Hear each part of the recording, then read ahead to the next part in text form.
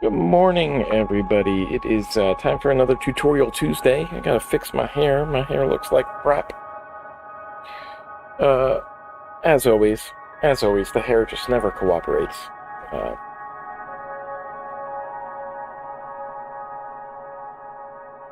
Throw it back. It's pushed back, not slicked back. Alright, that looks okay. I look like a little dapper little 90s boy band kid here, so that's fine. Had trouble with getting the what do you call this? The streaming setup here today. Okay, bear with me. Today we're gonna do a tutorial from FreeCodeCamp. It's gonna be building a spam filter, and gonna review what we did last week. So this is what we're going to be building this week, is the spam, all that whatnot stuff, fun stuff. Yeah, that's all set up right. Progress bar is going good. I'm not completing a certification project. I don't know why it says that. That should change. No, it does say that.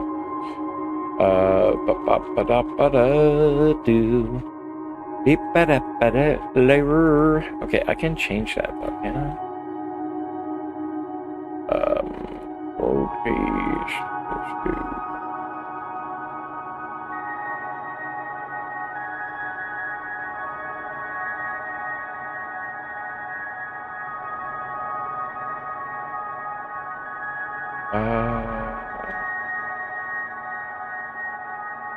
If time permits, let's complete it.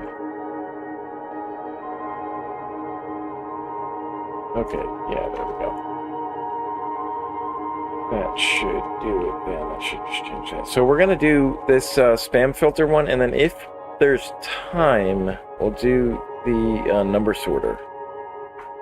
Which hopefully there is. I am kind of pressed for time. I got a lot to do today. So I'm gonna kind of breeze through this a little bit more quickly than I usually do. I really want to get these done. I feel like I'm getting what I want out of these. Let's see. So last week we did building a decimal to binary thing. Is that what we did? Decimal to binary converter? Yeah. Okay, yeah, I was thinking of I did the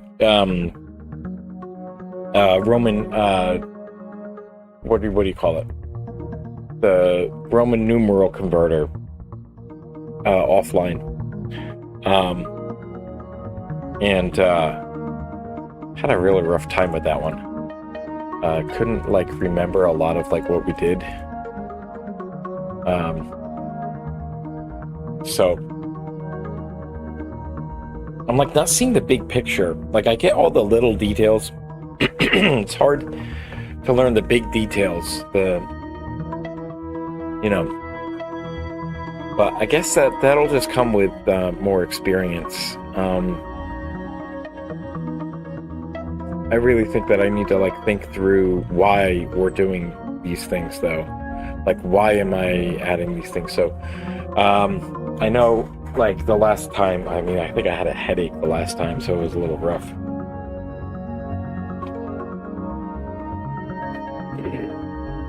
I think I feel okay today, but as I say that, I'm probably gonna that's gonna do me in because who knows.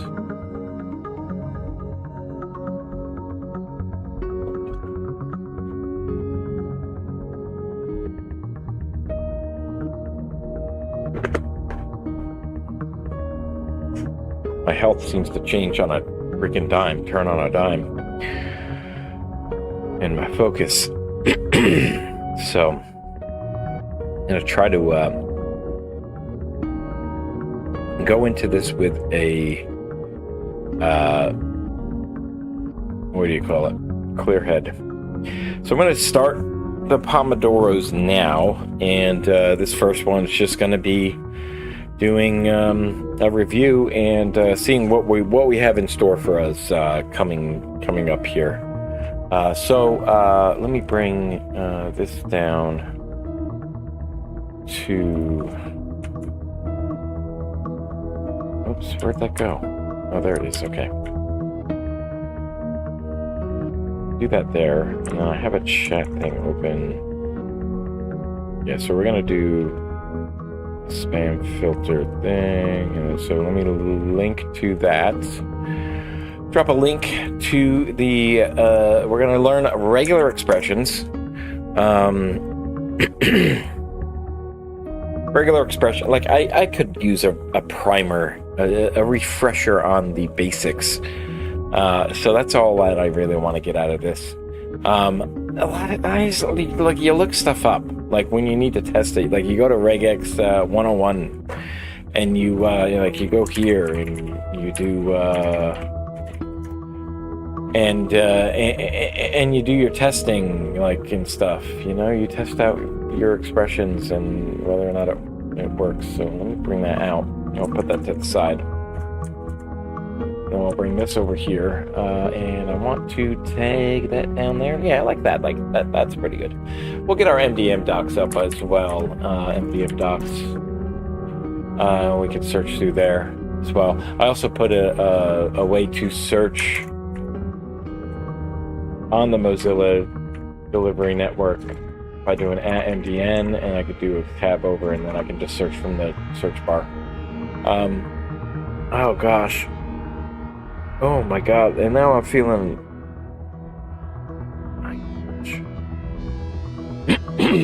Okay.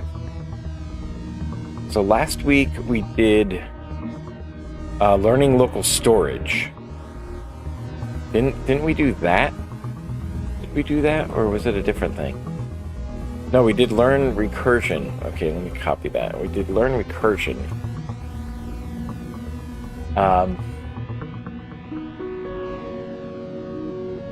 And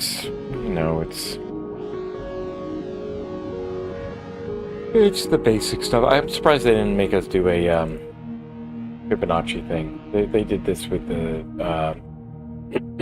decimal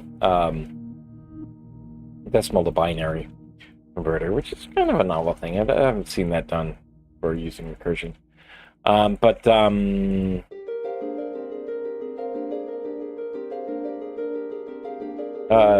It wasn't quite complete because they don't want you to put in the negative.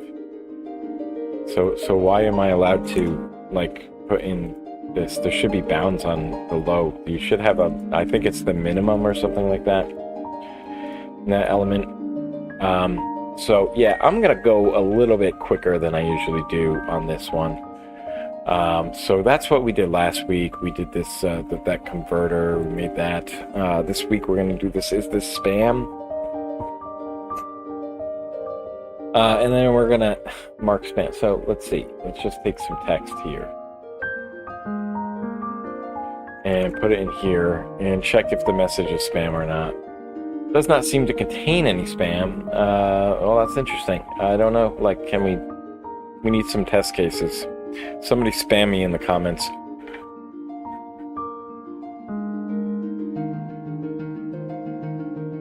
Hey, I got this cool thing I got to sell you. Let's see if that is it. Oh wow, that does not contain any spam. Even though, like, hello, good sir, I am Sir Spam. It's a lot, and I want to spam you with junk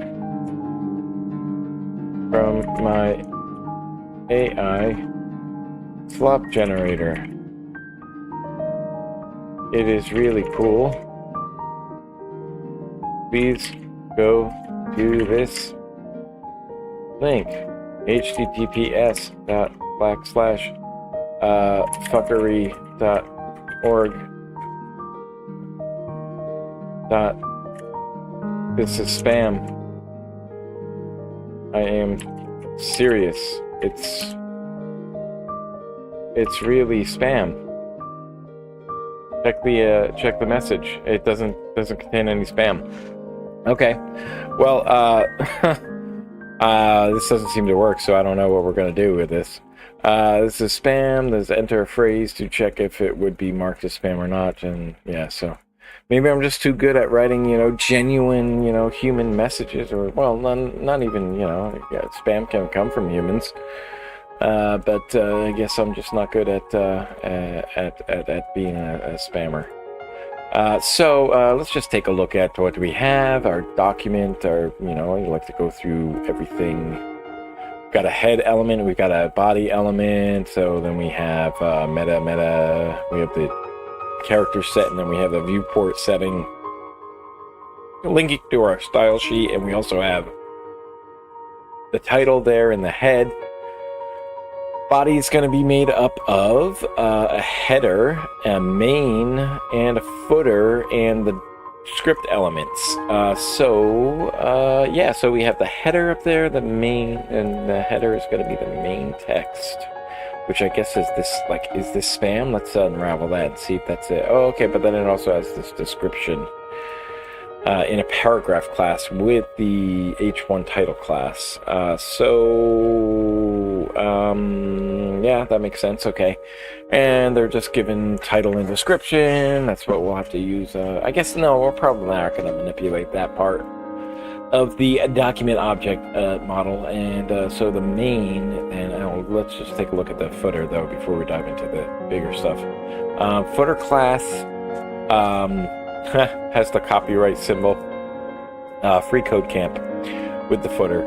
And then linking to our script.js over here, which, did they give us anything yet? No, we have to build that all out from scratch. And then the main, so this is where, let's see if they gave us anything to work with here.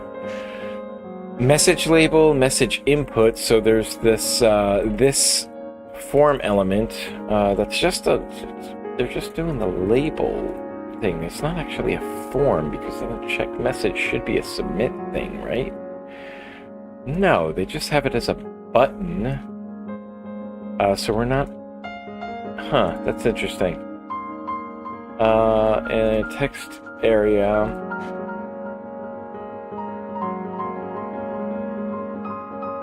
Alright, yeah, so the message label class is for the message.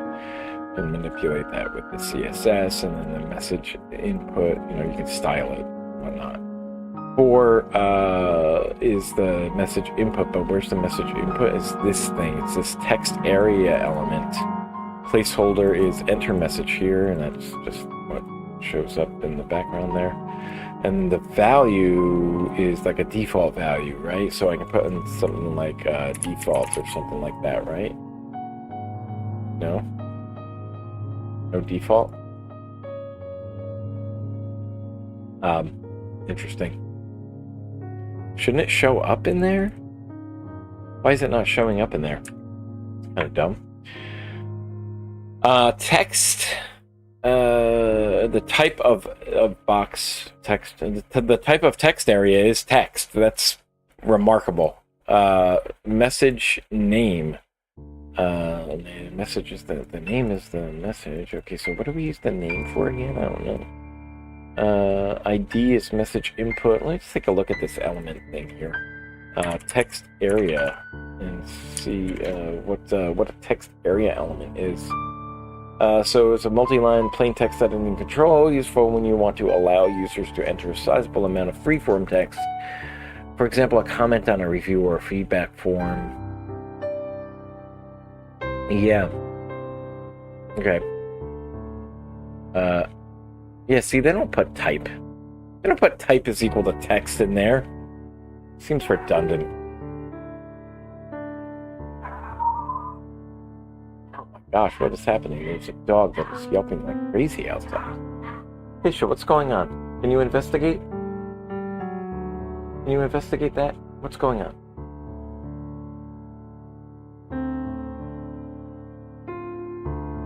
Hypatia is not on the case. Oh, now she is. She just got on the case.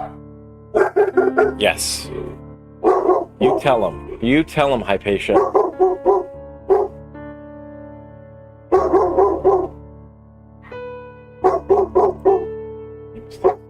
Put a type in here, so I think that's just a weird redundancy that they put in here. I don't know how, like, they just ignore elements that are superfluous, right? Like, if you add an element, or if you add an attribute that doesn't exist, it just, like, kind of, like, forgets you even did it. It just said, like, what is this junk? Get it out of here. I'm not doing anything with that. Rose 10 and Cal's 40. Okay, yeah, so this is the number of characters, I bet, right? So 10 characters wide. So if I do 4, 5, 6, 7, 8, 9,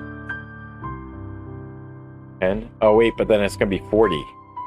So there are 40 of these. Or 4 of those. Okay, maybe not. Maybe I'm wrong. Is it pixels? Is it 40 pixels?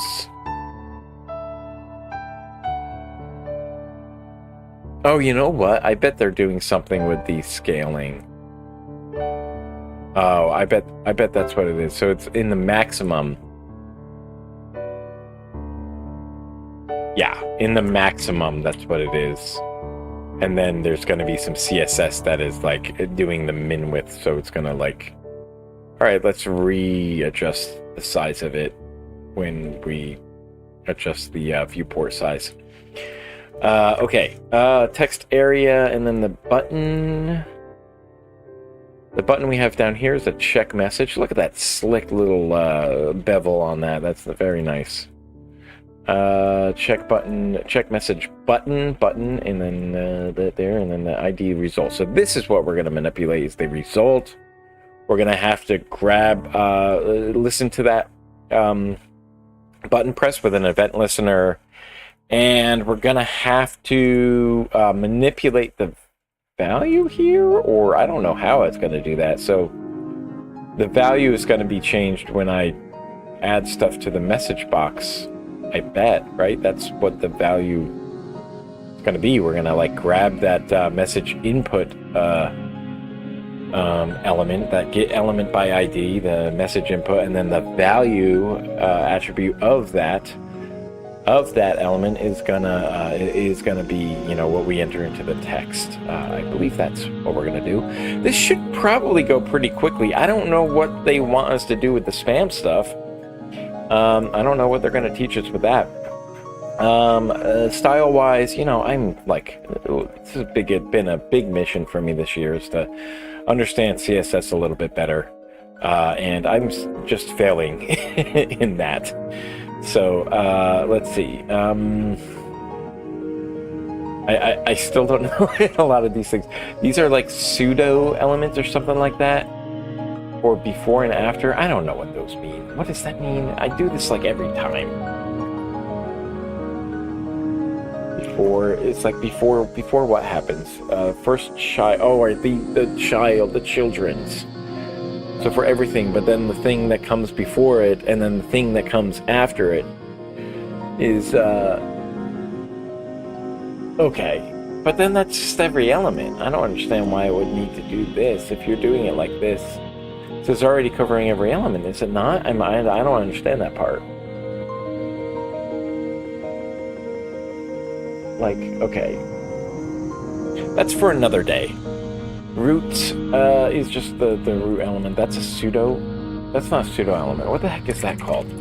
It's like a state thing or something. It's a pseudo class. Wait a minute. This is a pseudo element. Creates a pseudo element that's the first child of the selected element. So the selected element is being everything. But then, I don't understand this. Yeah, that makes sense. And then it's just like, we really want to make sure that our margins are 0 and our padding is 0 and our border box is there. And then this is a pseudo class. Okay. Whatever that means. What does that mean? Pseudo class is a keyword added to a selector that lets you style a specific state of the selected elements. Though, for example, the pseudo class hover can be used to select a button when the user points over it. So does it like create something or something? What does it create?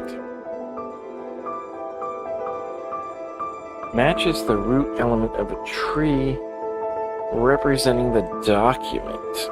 Okay.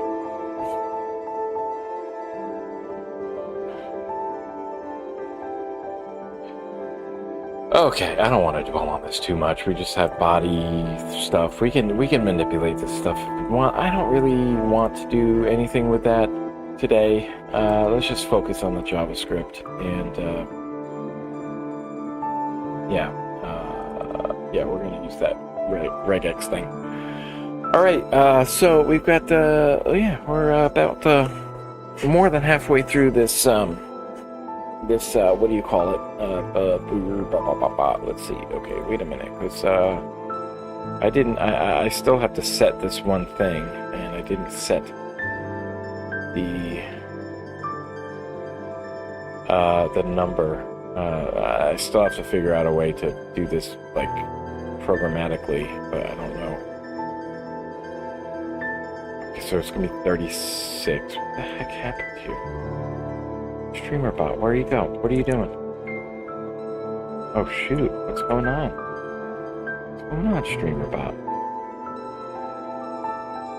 StreamerBot, what are you doing? What you doing to me? There you are. Hello. Now you came back. Alrighty, let's see. It's a global variable, isn't it? Don't I have it saved to a global variable? Where the heck do the global variables go? There it is. Okay, there we go. We have a number of steps. I wish I had a thing to pop up when... Yeah, set that. That would be interesting. Yeah, there we go.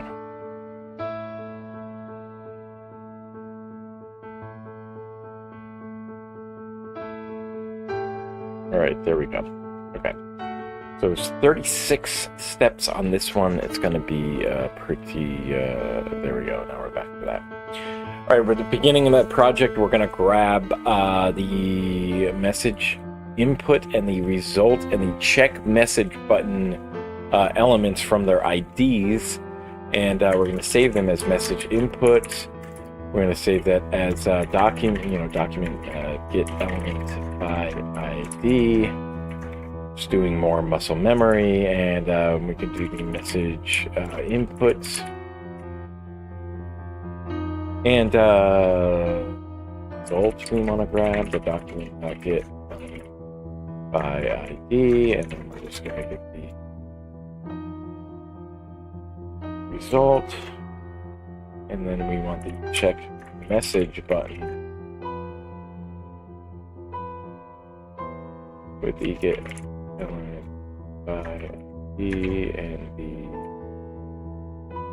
check message button. I did something wrong. Get element by ID document. Oh yes, right. Of course. I am not good at this. So you gotta declare what they are. What are you gonna do with that? Yeah, you want to save that? Well, what do you want me to do with it? What do you want to do with it? You're gonna use it as a constant? Okay. Don't ever change. Don't change it. Attach an event listener to your check message button, right? Not message. Check message. We're gonna add an event listener, right? And then what we do is it's on click, and then what is the callback function? We're gonna do a empty callback function. Let's just go with that, and there we go. We'll go along to the next one. Check message button, add event listener. What are we going to do? What do we want to happen when we check the message? Well, we probably want the, well, let's see. So if the message input is input, we're going to display an alert to the user with the message, please enter a message. But that's not all, though. We also want, like, other stuff to happen. Like, you know, there's,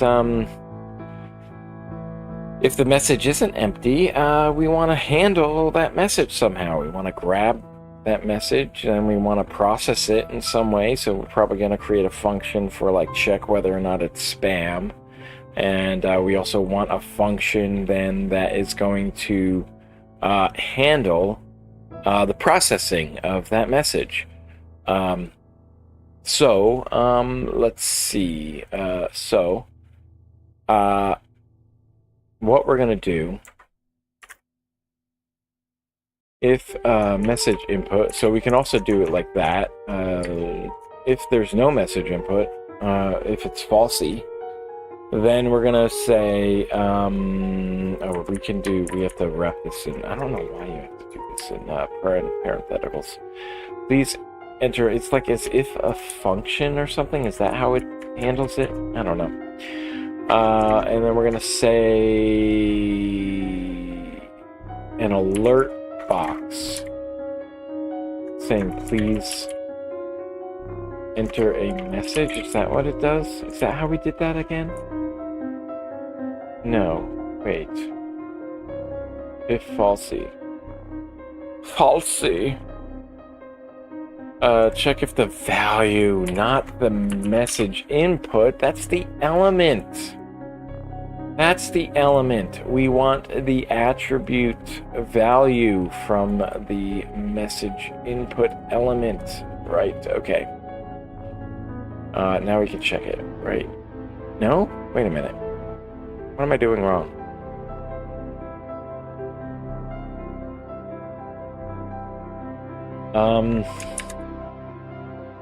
So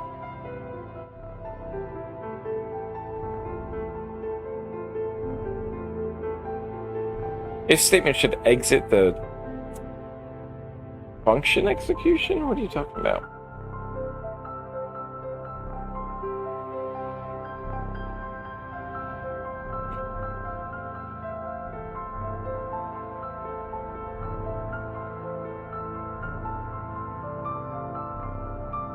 Your if statement should exit?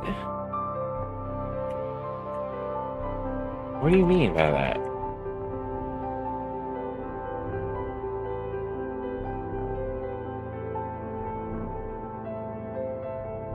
Should exit the function.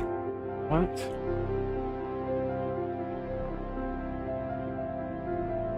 You have to put a return there? Oh, because it's a callback, right? It needs to return something. Okay. In this case, we're just returning nothing. Become a supporter of FreeCodeCamp. Yeah, remove interruptions. You could even send me the donation. I'll send the donation there. That way we don't have to deal with these messages interrupting our tutorials. But anyway, I don't mind having this pop up and telling you that you should support FreeCodeCamp. That's what helping me learn this stuff. So yeah, please go there and become a supporter. And if you'd like to support me, you can do that at the Patreon, and I'll set that up sometime. But in general, you can do the link tree. Link tree is probably the best way to go with that. I can set that up later. I don't want to do it now. We are going on a break in about a minute, but let's finish this one up. We want to create a stub for a is spam arrow function here, and we'll use that arrow function. So we're going to take a message, and what are we going to return? We're just going to return false. We're just going to return false. That's what we're doing. Just return false. That's it. When we come back, we'll do steps 5 through probably like pretty far. We can probably get pretty far. Looking forward to that one. And then this one's probably going to go pretty quickly. The building a number sorter is much longer, and might not finish that, but we're going to give it a go. We're going to try it out. So, take a break, hydrate. We'll be back in 5 minutes.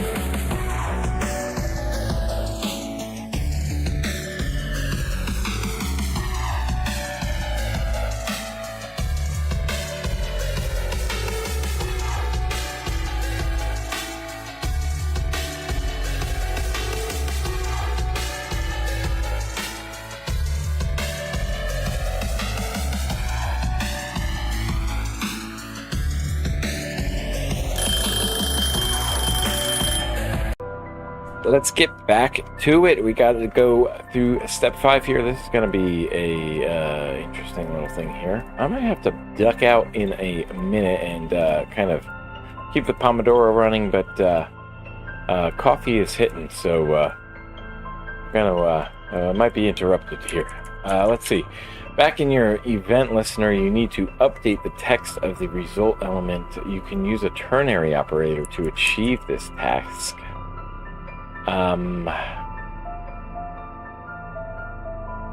Ternary operator. Right, so what do I need to do? We need to update the text of the result, so we want to update the message input, right? The message input value. So what are we going to do with this? After the if statement, use a ternary operator to check the truthiness of calling that message input. So what we want to do is to do the message input value, and we want to set that to something, right? So if true, if the is spam on the message input value, we're going to pass that in, and on the if true, so is that true? I think that's how you do that. Like, is it true? Question mark. And then if so, then it's gonna say oh no.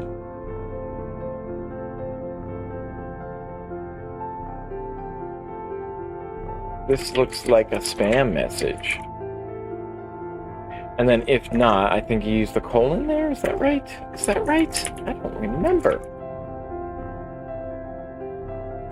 You're gonna say is message does not seem to contain any spam.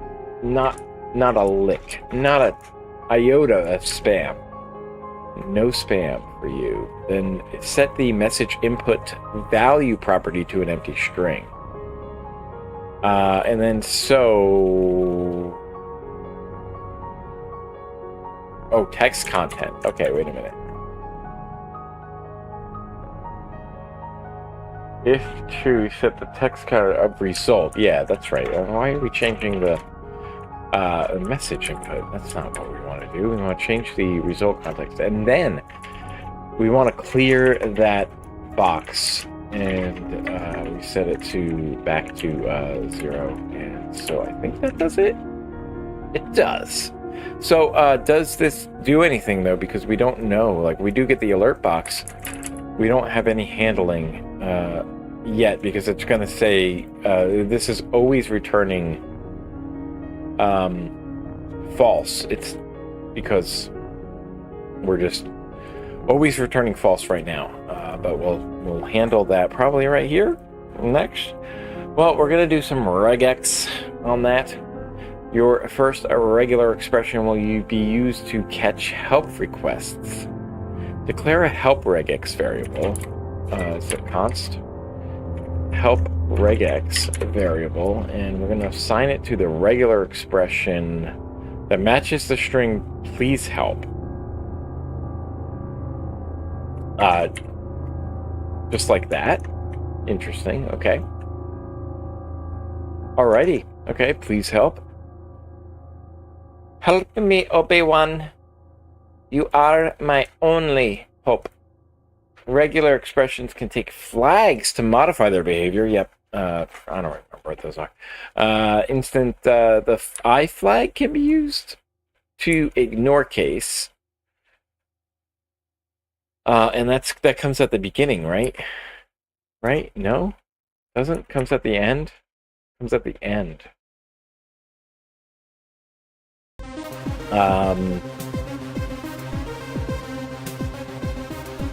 Is that right? Okay, that is correct. They're added after the trailing slash. Okay, helps to read. I'm just keyed up here to read. I'm on it. strings have a match method, which accepts a regular expression as an argument and determines if the string matches that expression. Okay. So we want to update our isSpam function to implicitly return the result of calling match on message.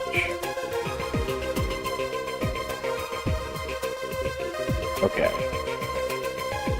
So it returns true or false if it matches.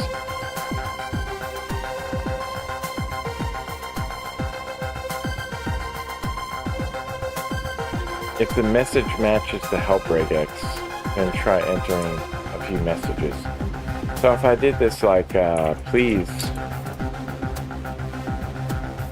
tell me help, it's going to say no, you don't have spam there. But if I say, would you please help me, it's going to say, oh no, it looks like spam. You're trying to help me. Never trust anybody who emails you who wants help. That's what the IT, if you're in the IT help desk, keep that in mind. Instead of using the match method, you can use the test method of regular expressions. So I should probably take some notes. I should take notes because I will forget everything. We use the match method, and we have like a string or something.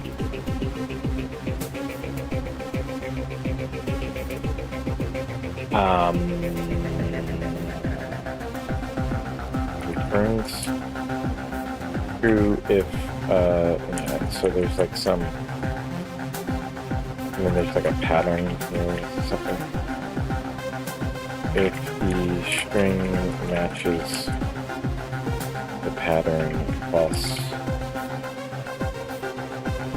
Otherwise false. If the pattern match, if the pattern is in the, if the string contains the pattern,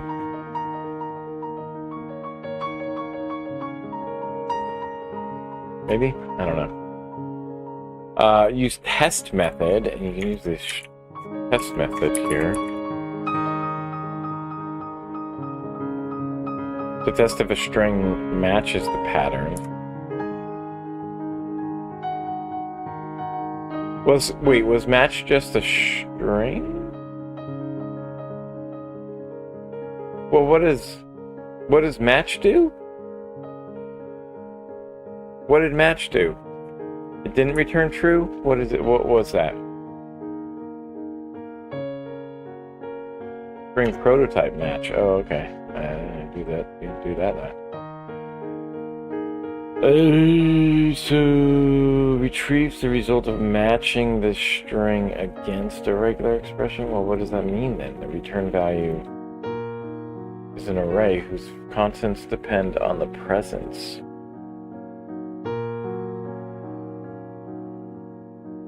Okay, it doesn't return true. Test does though.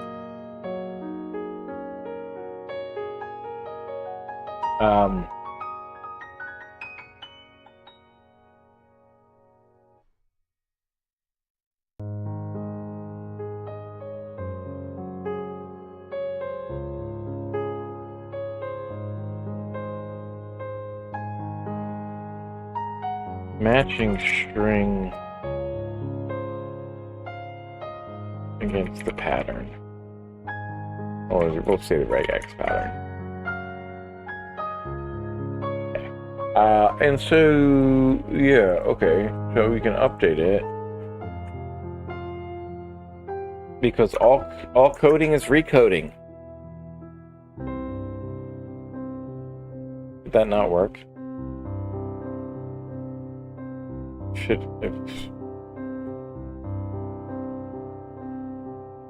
Wait a minute, do I have this backwards?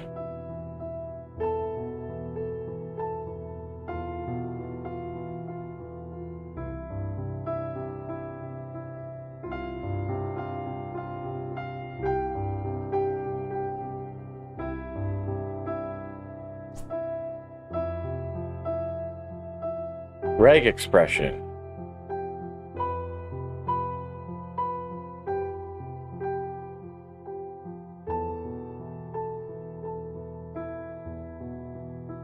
Okay.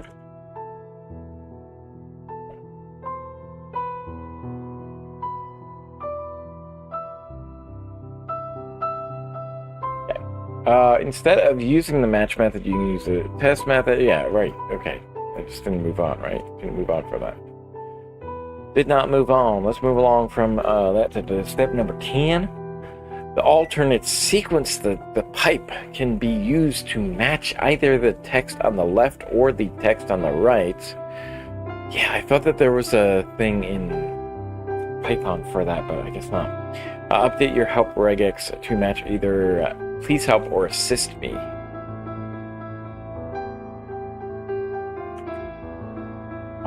So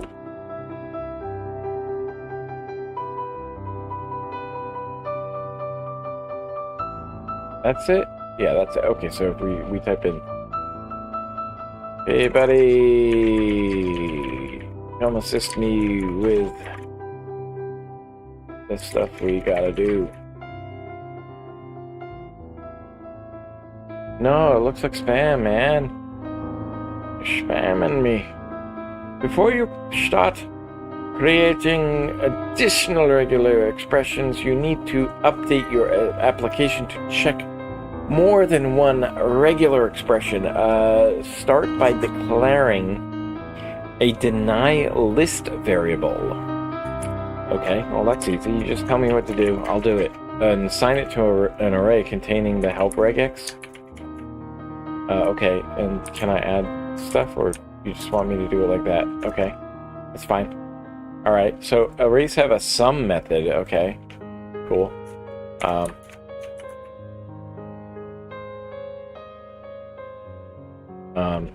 Like the filter method. Except, so you take a callback. Let's do a function. And, take an element of an array as an argument.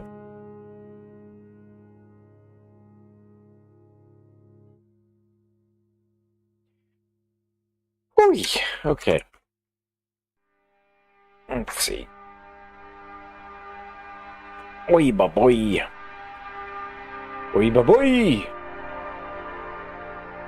Here is an example of a sum method call to check if any element in the array is an uppercase letter.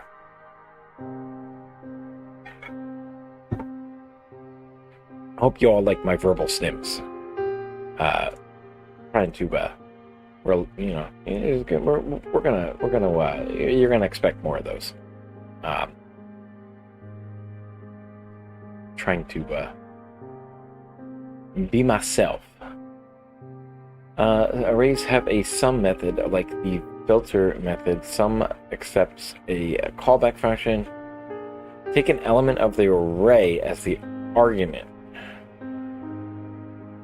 Okay, what do you want me to do with this? The sum method will return true if the callback function returns true for at least one element in the array. Oh, okay, so it's like an any argument in in Python. I think they did make an any method now for lists in Python. It originally started with NumPy, I believe, that where like if anything in the list is true, then it returns true, right? And that used to be a method that was in NumPy, but now I think it's part of standard library with Python. I could be wrong on that. You might have to import the module for that. Pretty sure it's built into with standard library. I just like to connect the things that I learn with JavaScript to a language that I'm more familiar with, and now currently that's Python. I used to do compare Python to Java, which was the kind of the first language that I truly learned in depth, even though Python was kind of my first language that I tried out, some basic stuff with, without kind of understanding the core computer science fundamentals and stuff.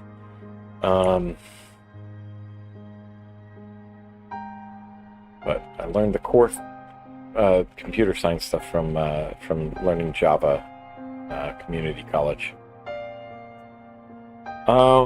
Let's see. You got a method will return true if the callback function returns true for at least one element in the array. Here's an example of some method. Call to check if any element in the array is an uppercase letter. Okay, yeah, right. So some letter. So you're putting a function in. It's like a filtering function, kind of. Except it's rather than, yeah. Okay, it kind of makes sense. Use the sum method to check if testing your message on any of your deny list regular expressions returns true. So what we need to do is to do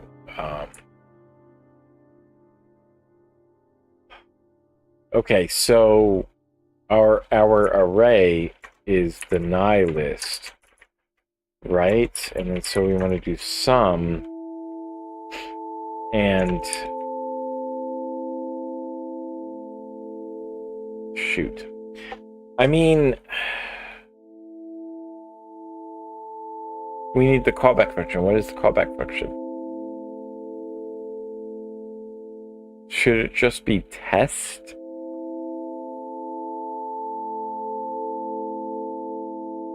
Yeah, it should, right?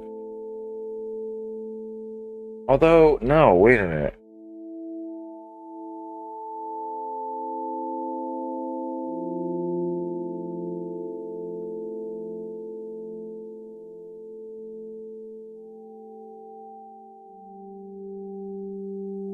Use regex as the parameter. Okay, so they're saying let's use regex as the parameter of our callback function, and then we'll say regex.test on the message that we pass in, and then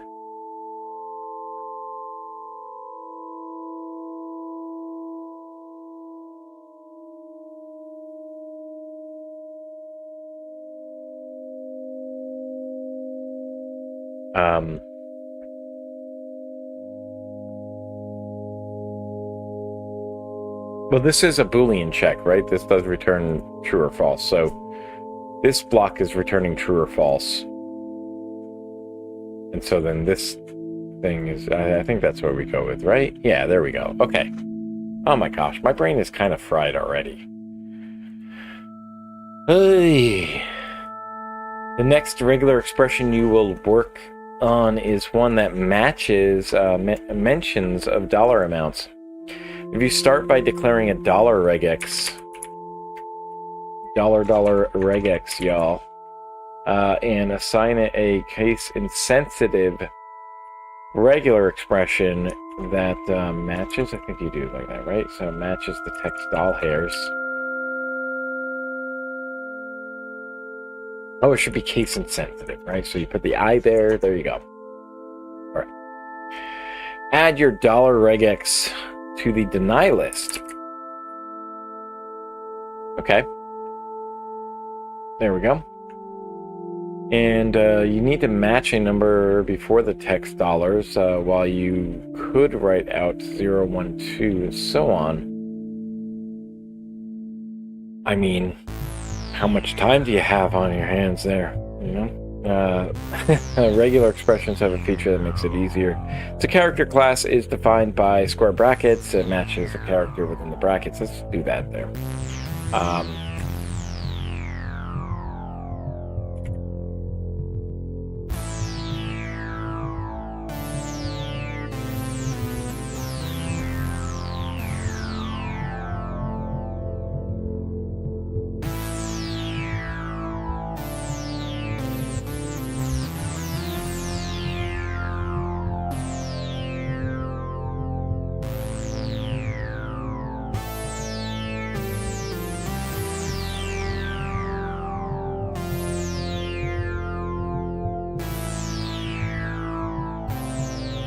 any of the, yeah, that makes sense to me. I don't know. Let's see, what are we doing here? We have a character class. We have, let's go with character. Let's go with like,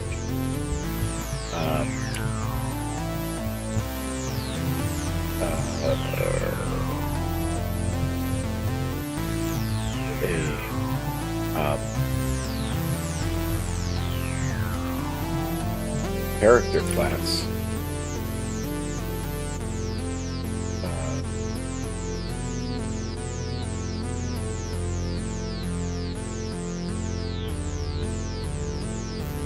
Character in the brackets. Well, whatever. Okay, that's kind of redundant. Also define a range of characters and there. Kind of like I already know those things. It's just like hard to verbalize those. Add a character class to match the digits 0 through 9.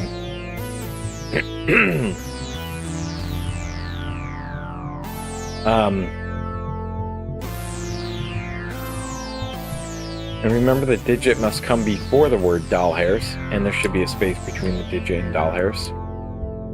So 0 through 9 is the range. So there we go.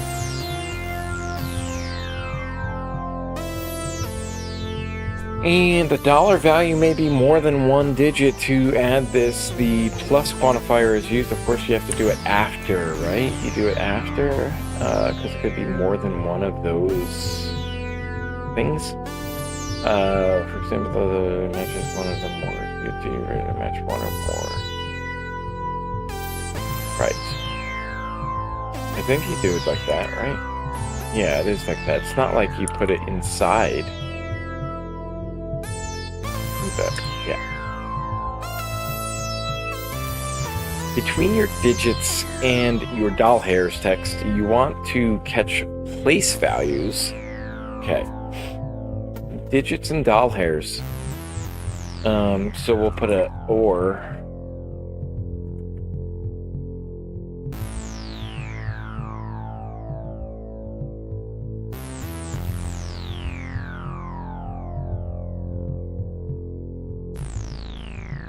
This is optional or something?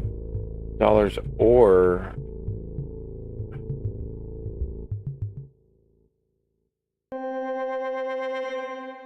But then, okay.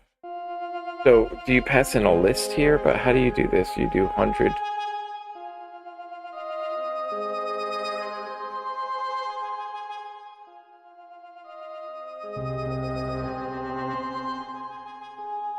thousand, million, like that? Is that what you want? Billion? I don't know what you want. You have 3 tokens. 1, 2, 3, 4. Oh wait, no, because I did it wrong. I did it like that. Okay, but then...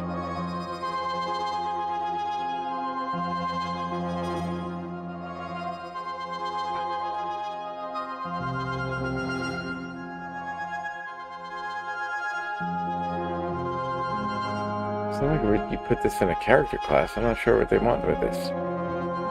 I know this isn't going to be right because it's going to be... Yeah. Well, I mean, shouldn't it? Because it's going to be like all of that of previous stuff. So we have 3 of the tokens, but then... So... Match billions. Use the token to allow 100,000 between your digits and dollars. Like, I know why it's failing, I just don't know why. I don't know what fixes that they expect. Because, like, trying to think of, like, using everything that they've shown so far. So we have the character class and then 100. What that's saying is that, like, well, it could end up being this character class, you know, a digit and 100, or it could be 1,000, or it could be million, or it could be billion dollars, right? So you could either, we're missing, when we get to the 1,000, we're missing the digits, and then if you're in the million, you're missing the digits. We're gonna figure that out when I get back, and take a break, get something to drink, get up, walk around, refresh the body. We'll be back in a minute.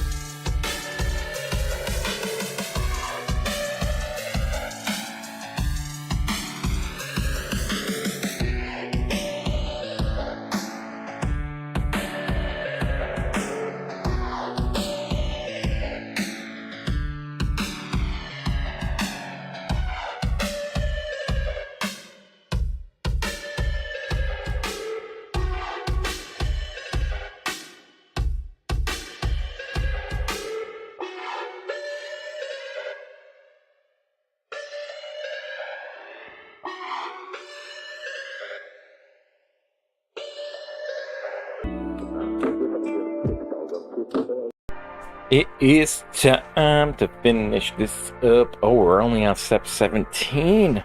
Oh, we're halfway there. We're halfway done. How do we do this? How do we do this then? With what they've taught us so far. Between your dollars, you want to catch place values? $100,000 million? So, I think I'm doing this ridiculously. Okay, so they want this between the digits and dollars.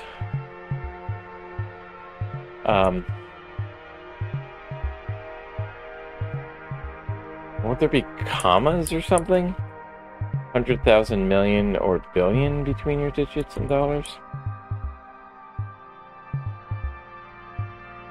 But I don't understand. So then why couldn't I just put the comma in the character class and do it like that way? Shouldn't that work? Or do they want the actual words? Place values. I'm not entirely sure what they want here.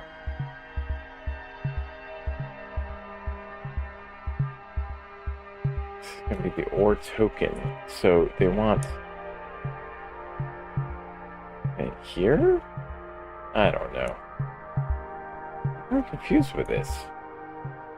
So between your digits and dollars text, that's where I am. Catch the place values. Use the OR token to allow 100,000 million or billion. That's not what I just did. But then that's not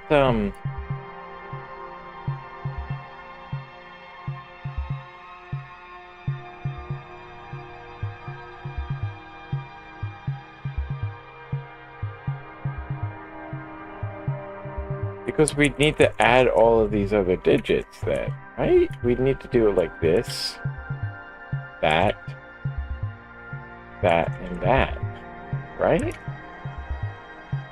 This doesn't make any sense. Should use the two to match 100 billion. Should not match $100. Should match $100.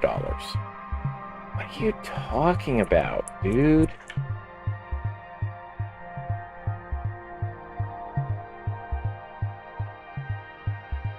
Because then you're going to have to repeat the word dollars all the time, right? I'd have to do $100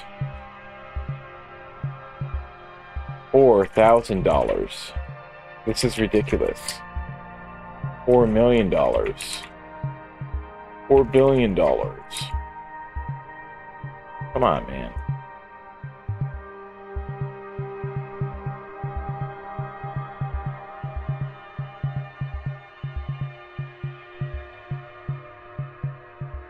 What do you want?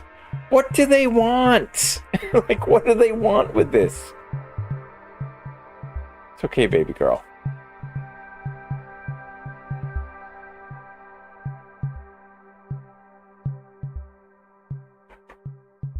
Come here, Baba girl. Like, seriously, what do they want from this? This is so ridiculous.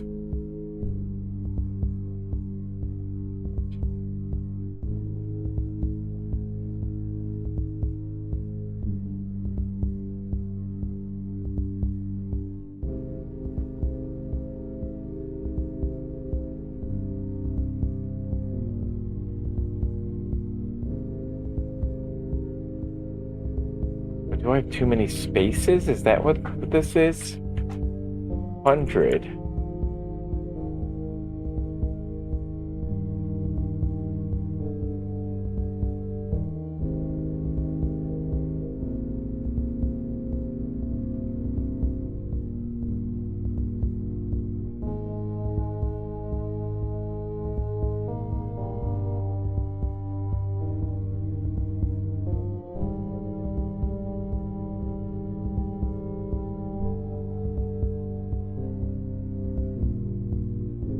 But then how does... I don't understand how this works, because, what, the space separates it then? So you're not including the space? It doesn't include white space. Oh my... You could have said that. You could have said that.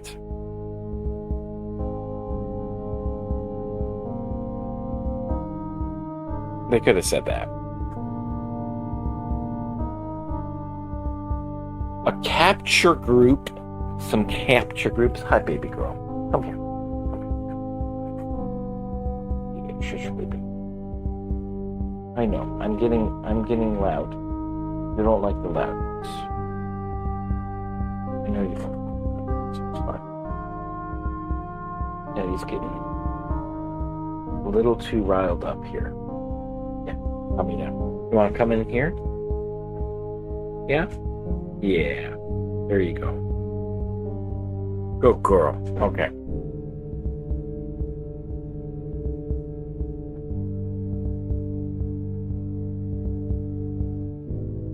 Capture groups. So,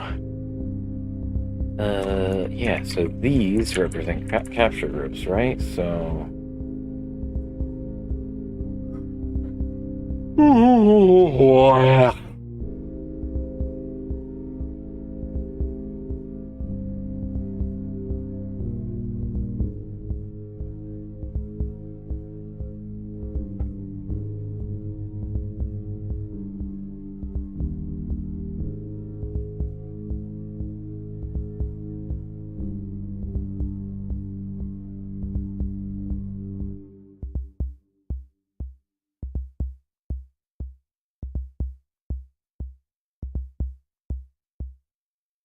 okay, you save it for later reference.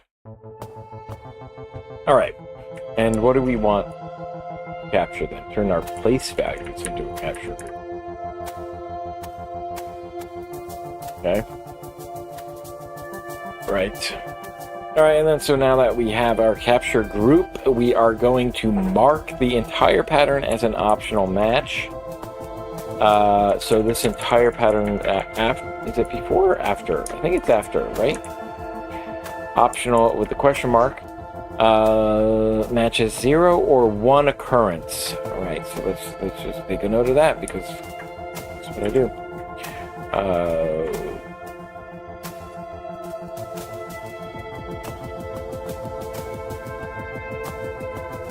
Interesting. It's exactly 1 occurrence. Either 0 or exactly 1. What happens if it's multiple? Then it doesn't match?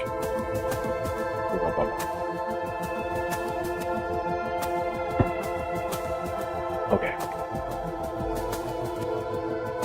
You can catch the British English and the American English there. Okay.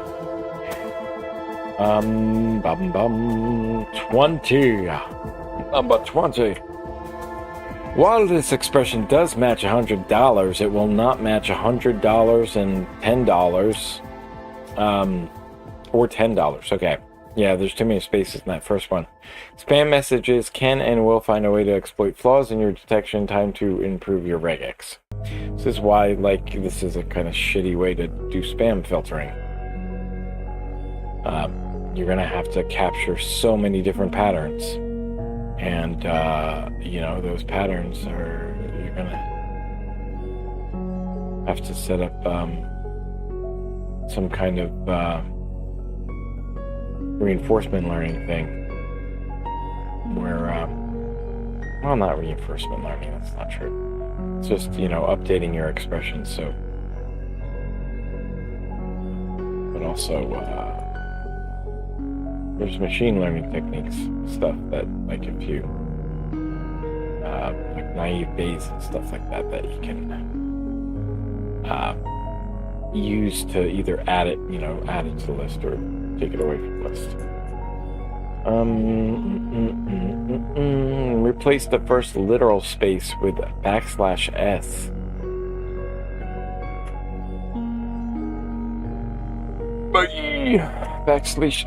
and then star is, you know, it could be any number of spaces, and then you could have any number of spaces there. Oh, there could, you want to have one space. But, wait, if there's 0 spaces between the digit, like, I mean, I guess they could do that. Whatever. I'm just going to do what they tell me to do. One last thing with this expression, you don't actually need the match group from your capture group. So you can turn it into a non-capturing group. Oh, of course. All coding is recoding. To create a non-capturing group in a regular expression, you can add that after the opening parentheses. It's non-capturing. Oh, wait. I still want it to be optional, though, right? Still want it to be optional, but we want to make it non-capturing. What's the point of making it a group, then? Okay. What am I doing here?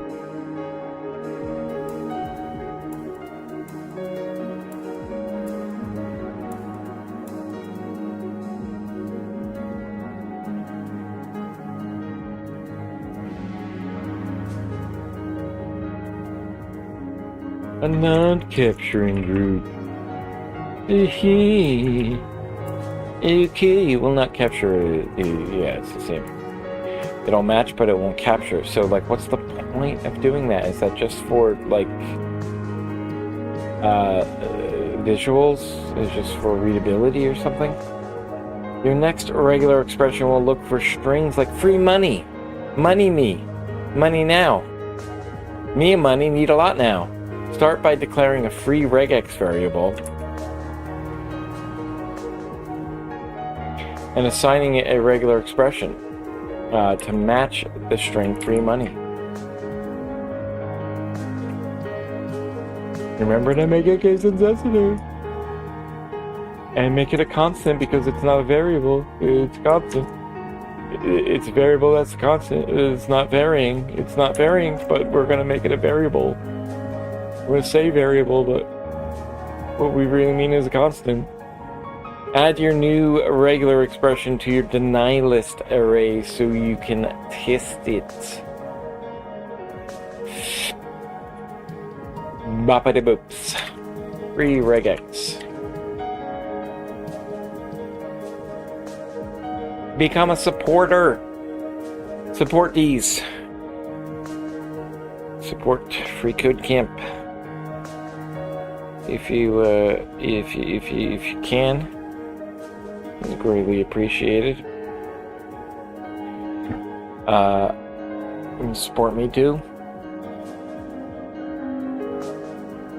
Spam messages often use numbers instead of letters to bypass filters. Your regular expression should catch these. Letters. Wait, numbers instead of letters to bypass filters. Right, of course. Okay, so replace the E in your regular expression with character that classes that match free. So what we want is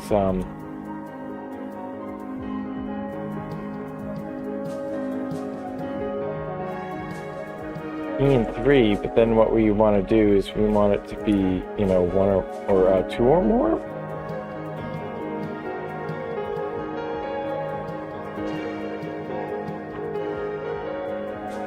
I don't know what they want.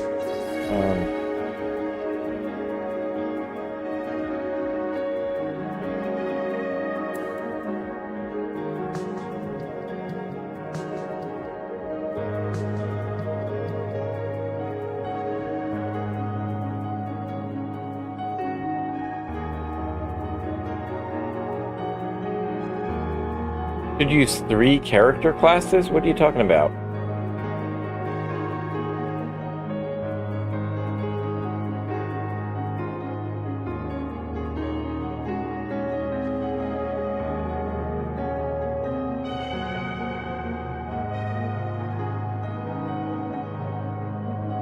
Why would I need 3?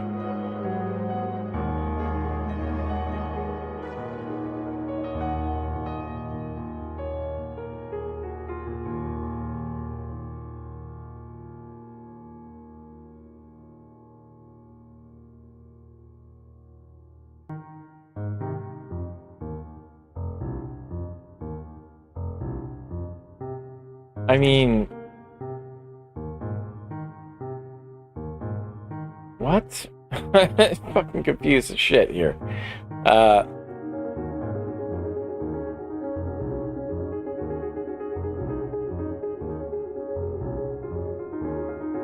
Why would I need 3?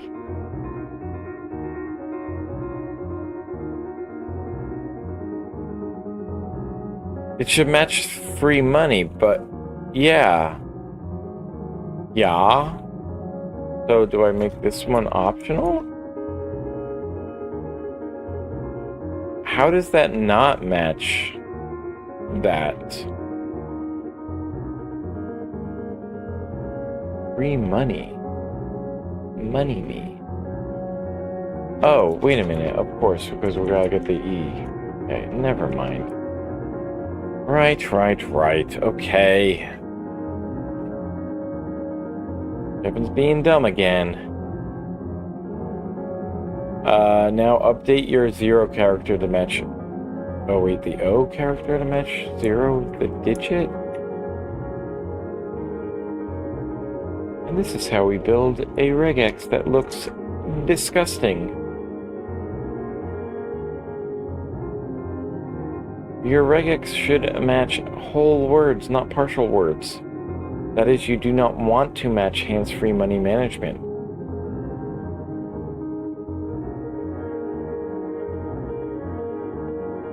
What?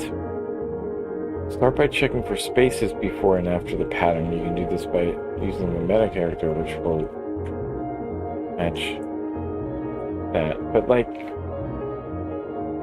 Okay. Before and after.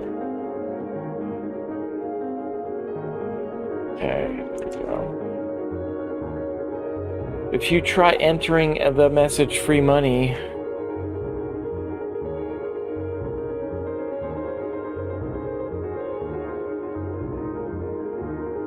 Me money, free money, me money, he. Okay, yeah, it matches. Okay, I believe you. Unless it doesn't match your expression, try entering free money because, yeah, of course. Because it's the only thing.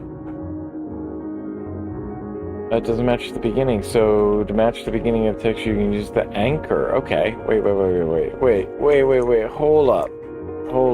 Caret uses the anchor. Asserts.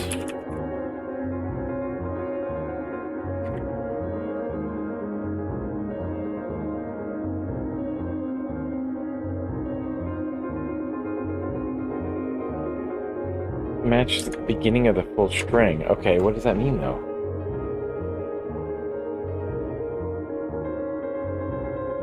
A non-capturing group. Non-capturing group that matches \s or that? Okay, is that right? Okay. So it's either the start of a string. Right, okay, so it's either part of a larger string where there's a space, or it's the beginning of a string. Okay, that makes sense. And then what about the ending, right? If it's at the end, then it doesn't work as well, so we have to also do a similar non-capturing group for this, where it's the ending. And then the anchor tag. Okay, so I didn't know about these things. What is going on there?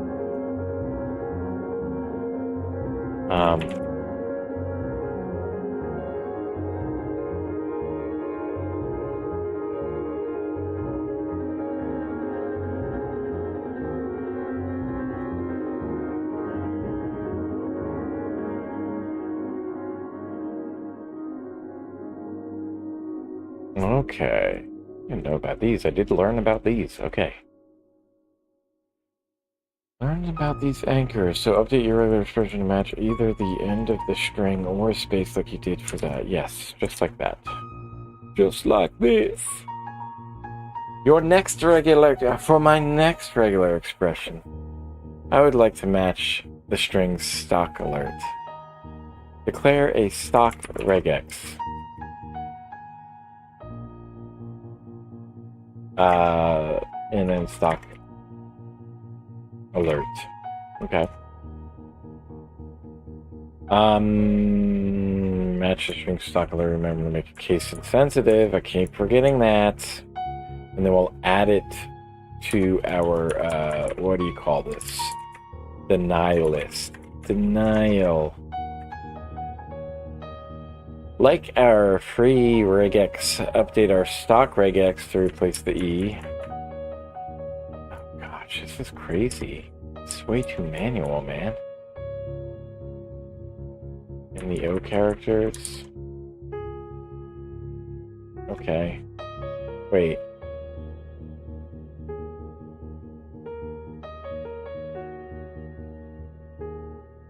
Oh, wrong one. What am I doing?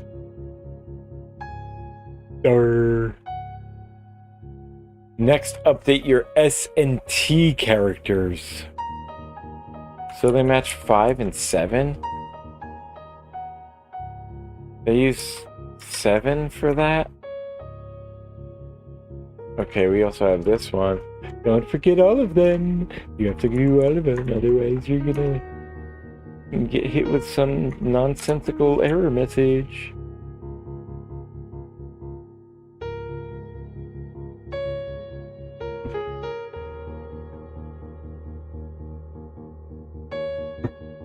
Character classes can take more than 2 characters. Really? Wow. That's amazing. Replace your A character with a character class that matches A, at, and 4. Why 4?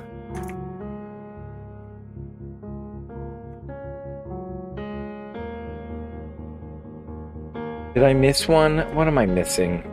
Oh, I put a space in there. Oh my gosh, it's taking forever. Alright, we're gonna take a short break. We'll be back in a minute.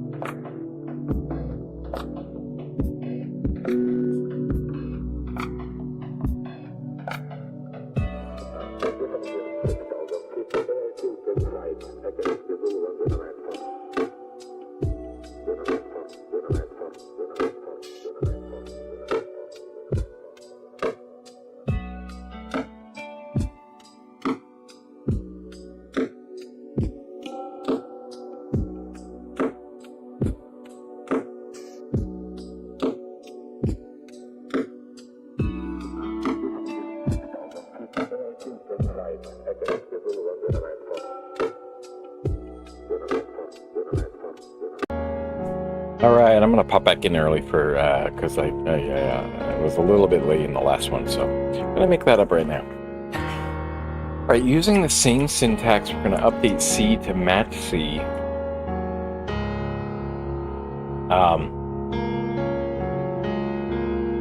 With the,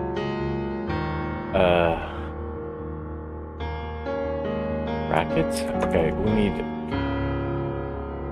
Oh, but you're gonna have to escape these, don't you? You need to escape them?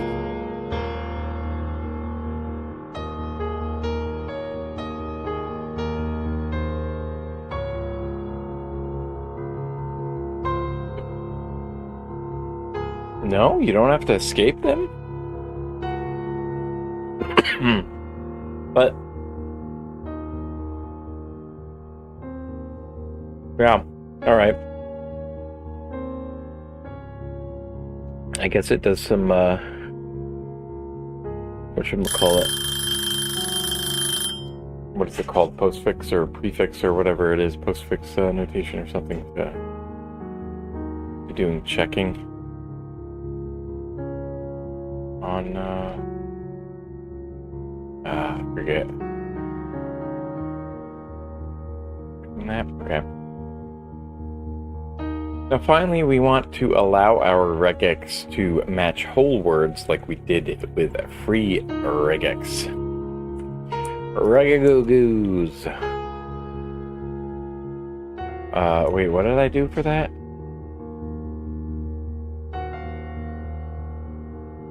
Right, okay, so... just matching that same pattern.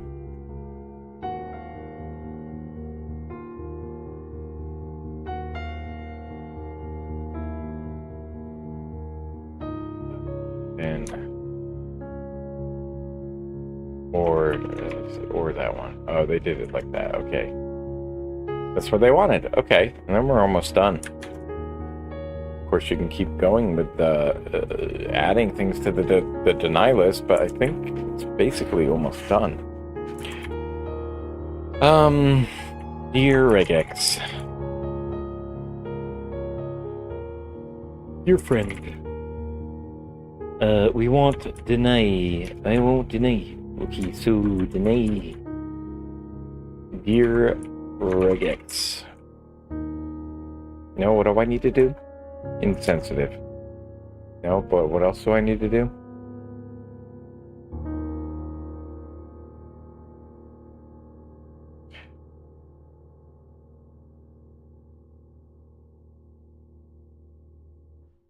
Oh. So many error messages for one little thing. To put everything you have learned together, update your dear regex to map the vowels to the corresponding numbers. Note that I should match, whatchamacallit, I1. And you can also match the pipe symbol. And to match whole words. So we're gonna match the vowels, E and 3, and the A was the A, at, and 4, and the E was E and 3, and the D, we don't have those ones yet. Okay, so then we have,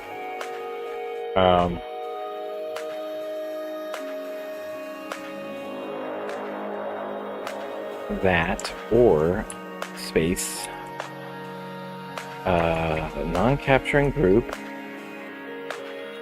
the end, or space, and then that. I think that's it, isn't that? Is that not? Is that not it? And then we have no O. We have no O. We have E, A, and I and E. I think that's it. That's it! Was that all? Oh, we're going to step 37, but that's it? No, that was only 36. We are done. We are done building our spam filter. Okay, so we learned a bit about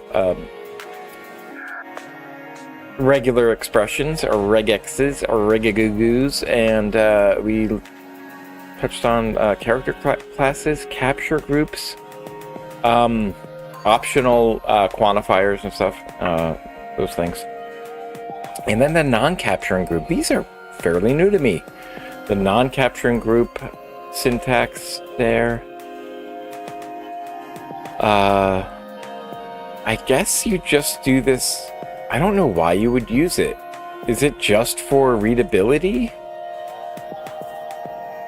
And then asserts, and then the anchors for the beginning and the end.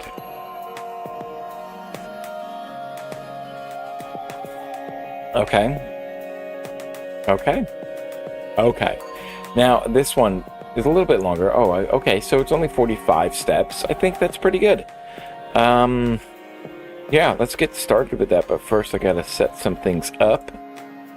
We're gonna switch over to changing this to 45 steps. So that might look a little funky right off the bat here, but it's gonna look better in a minute. And then we're gonna go over to the number sorter. We're gonna start that project. And so they say that in computer science, there are fundamental sorting algorithms that all developers should learn. And this number sorter project will learn how to implement and visualize different sorting algorithms like bubble sort, selection sort, and insertion sort, all with JavaScript. I'm looking forward to doing the visualizations because, quite honestly, you know, if I can like admit something that is kind of a little embarrassing, I've never really coded anything to visualize sorting algorithms. And I know, it's like, it should be easy. It was a pain in the ass in Java because like you have to call in other libraries and stuff like that, and then like in order to do that though, that's like, it's just so much verbose coding for that.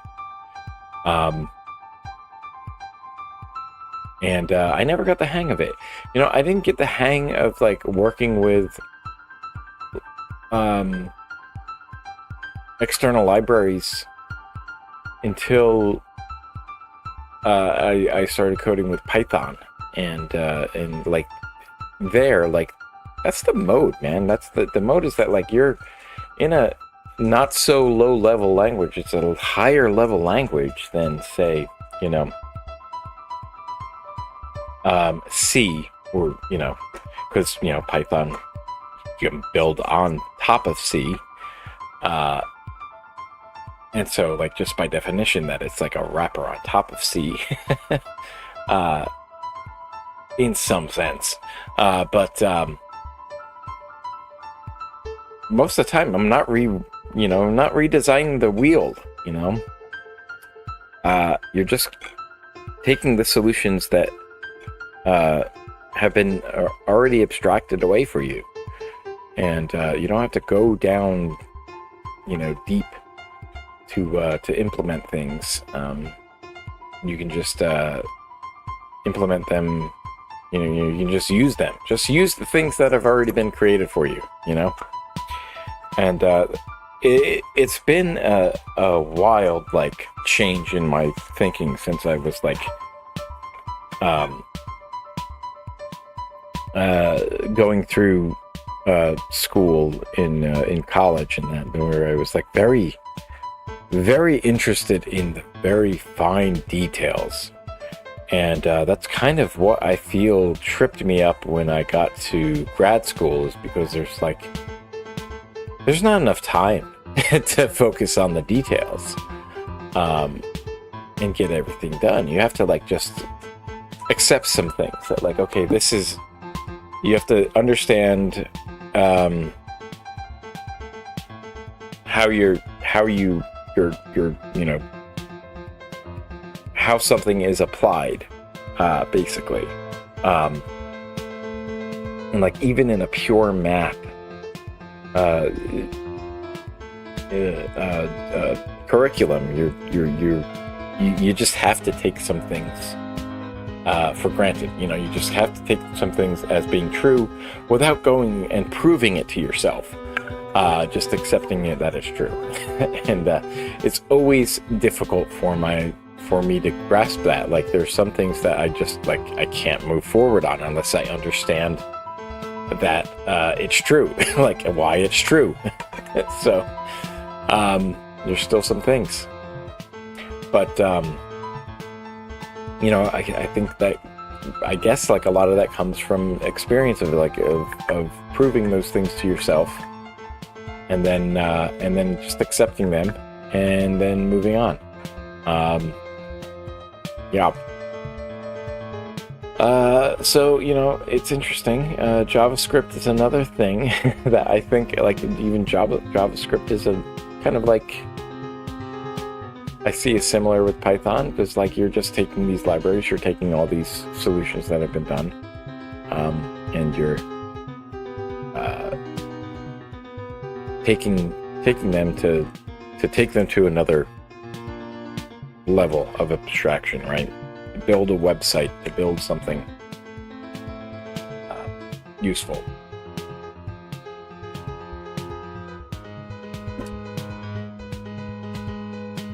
All right, so that was an aside. We're going to do bubble sort, selection sort, and insertion sort, all with JavaScript. This project will help us understand the fundamental concepts behind the algorithms and how we can apply them to sort numerical data in web applications, of course.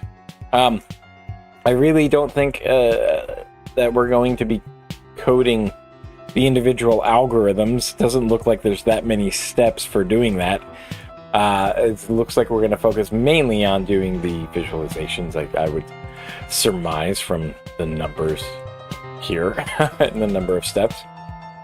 And so we're given a small array. Okay, so we're going to have this, like, title element. You got this, like, label on here for this other spanning element or something like that, maybe. And then inside, we have these drop boxes here that are only for digits.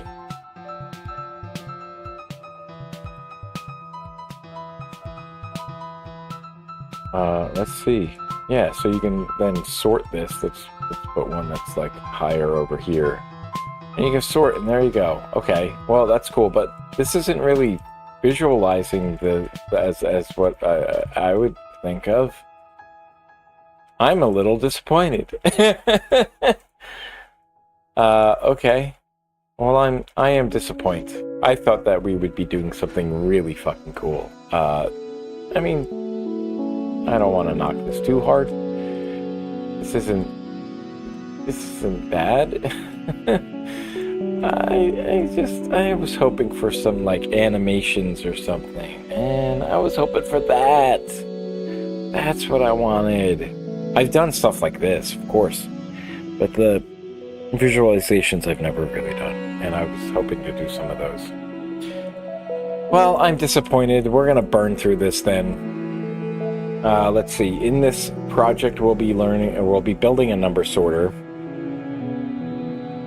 and the HTML and CSS have been provided for us, and we can feel free to explore them. We're not locked out from them, so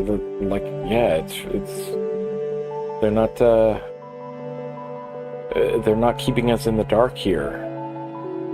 When you are ready, declare a sort button variable and assign it to the get element by ID with the element sort. So the argument sort.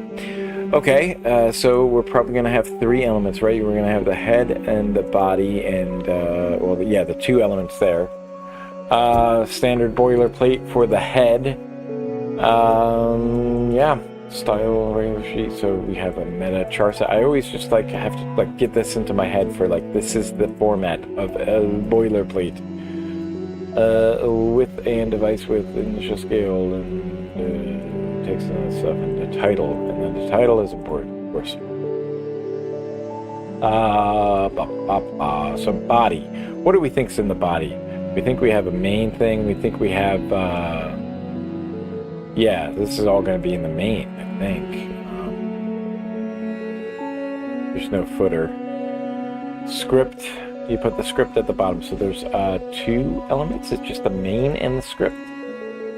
The main element is going to have, you got this H1 element. You're going to have this, like, a label. You're going to have all these drop down boxes. You're gonna have to put, I don't know, is this a paragraph element with spanners in between? I don't think these are done with spans though, right? What is this done with? Oh, maybe it is. It's done with a field set. Oh, so it's an H2 element. Okay. Form, ID form. Okay, so we're setting up a form because we're gonna have multiple things, I guess. Is that what we're doing with that?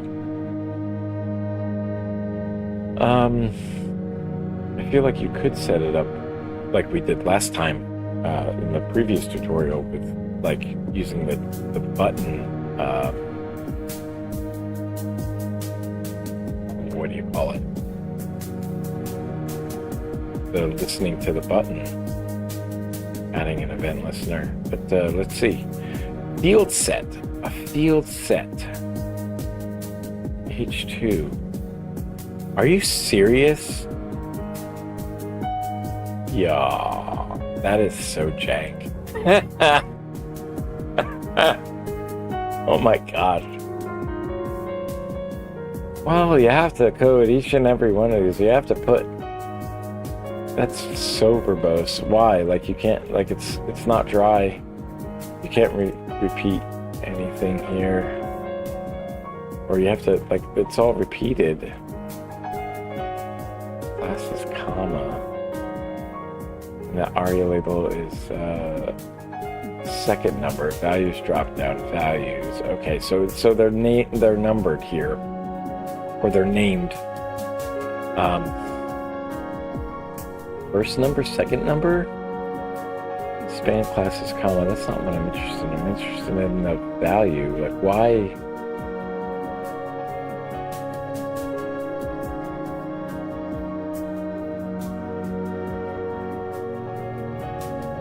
The option... Wait. Where's the value? Where's the value that's put into there? So option... These are options, right? But where's the actual selected value?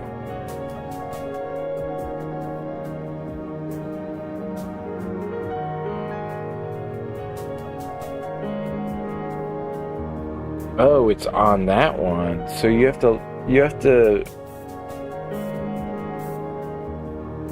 Oh, interesting. Okay. But... I mean, this is all coded for us already. This stuff. Like if I change... No, that one's not selected. It doesn't change that from there. Do we have to change it? We have to change these options, like when we change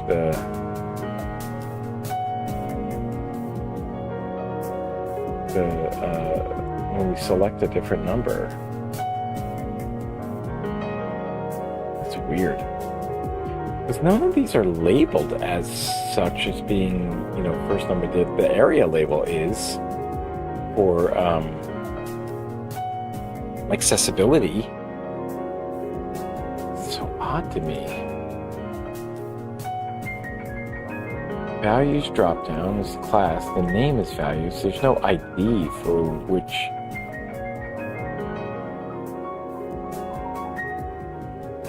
No ID for that. I'm very confused. Shouldn't they have an ID so that we know which one we're picking? I guess it doesn't matter. We just want to collect all of the numbers or something? Wait, what is this one here? The output array. Oh, of course, this is just for styling and stuff. Just for showing it. I am disappointed that this is not going to be a visualization of sorting algorithms. My gosh. That would have been so fucking cool. Okay. Oh, look at this. We can change the alert. What an alert looks like? Is that in here?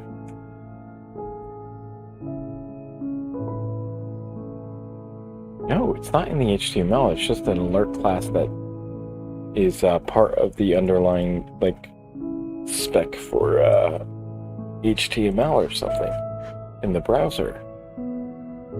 Interesting. Okay.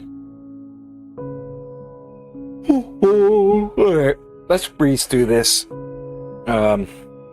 See what we can get done in 6 minutes, and then I'm going to take a lunch. In this project, you will be building a number sorter. The HTML and CSS have been provided to us. We're going to feel free to explore them. I already did that. When we're ready, we're going to create a sort button variable and assign it to the element with the ID named sort. What was the, wait, which one was the sort? Sort. Where's the sort? I don't see it.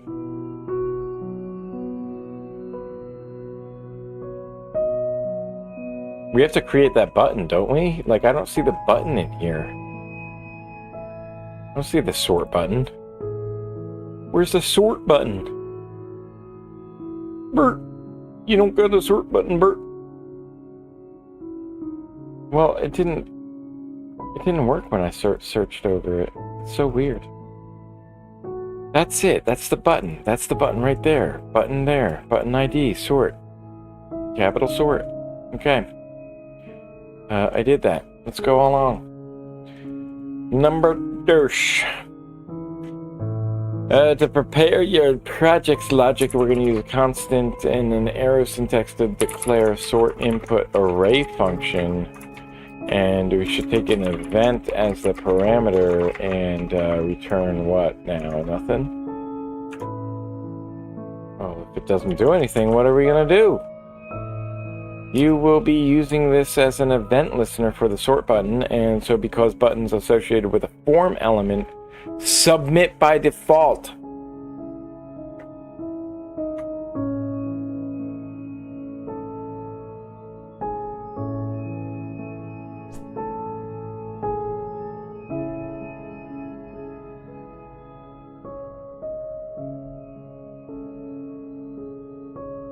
That's something good to know, to remember there, right?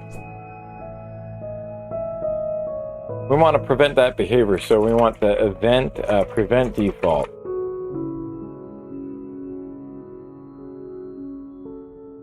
So this is a reminder.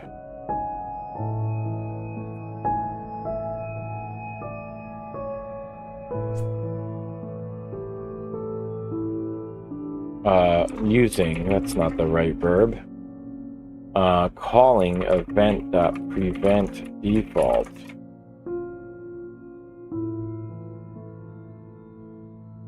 Calling that function. Okay. And that's what we want to do. We want to move along. We want to say test our code as we write it. Mount an event listener to your sort button element. Add event listener. And on click, and then what do we need? We need a callback function. And then so we're going to take sort input array as the callback function. We just need to pass in the reference, don't need to call it. And we need to go back into our sort input array function. You need to get values from your select elements. They all have the same class, right? Oh, right. Remember this. Oh, this is a new one, though. By class name. I thought, didn't we do get elements by class and not class name or something like that? So, since they all have the same values, we can clear them all at once, and we'll use that document. Get elements by class name. What I'm going to do is I'm going to just go copy that little bar right there, pass them on over here. Is going to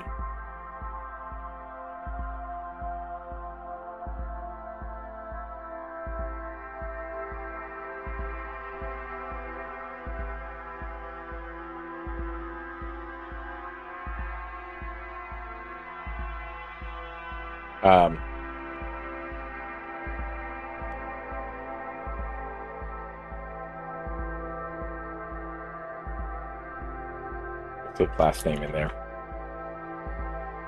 Yeah, that's fine. Yeah, I think I understand what I'm trying to say there. In the future. In the year 3000. To get all the elements with this class by passing in the argument values dropdown. Values dropdown. Assign that to input value. Okay, there we go. Let's move along. And we're gonna remember. I have to remember things.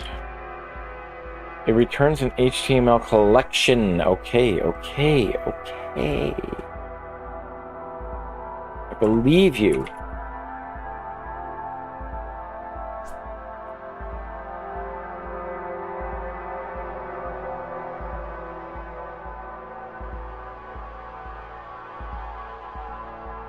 An array-like object.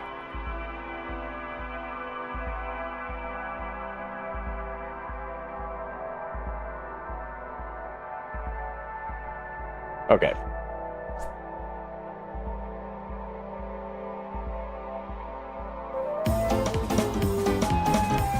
Let's take a break. Let's take a lunch. Let's go. This is yeah. I don't think it's gonna be as long of a lunch. I'm gonna probably try to keep it to like 25 minutes or so.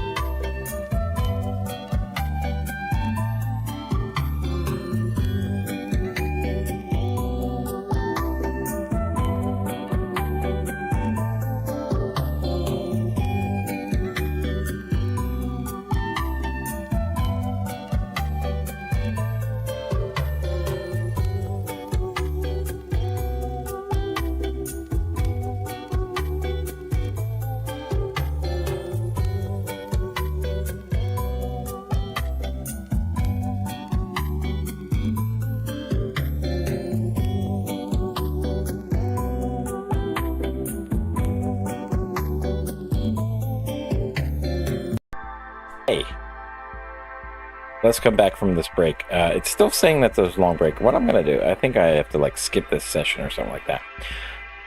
So, gonna finish this up here. Got about 40-ish more steps to go. So I think it's going to be a couple Pomodoros. We should be able to get this done in 4. I think so. So let's get going with it. There we go. Focus session number 5 of 8. Yeah, okay. So we have to remember... Right, you can use a spread operator. Spread operator was that like dot thing when you have like, and then an element or something, or was it? Yeah, it was something like that, like event or something like that, or like dot and then array. I think.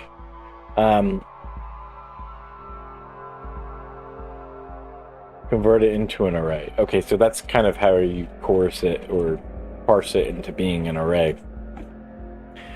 Let's see.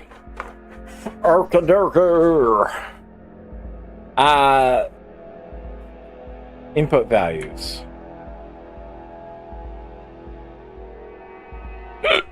Boop. Scoobity boop. Boo woo. Okay, so we have to do.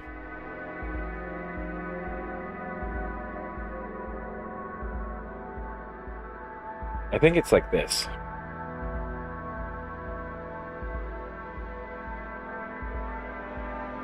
That does not work.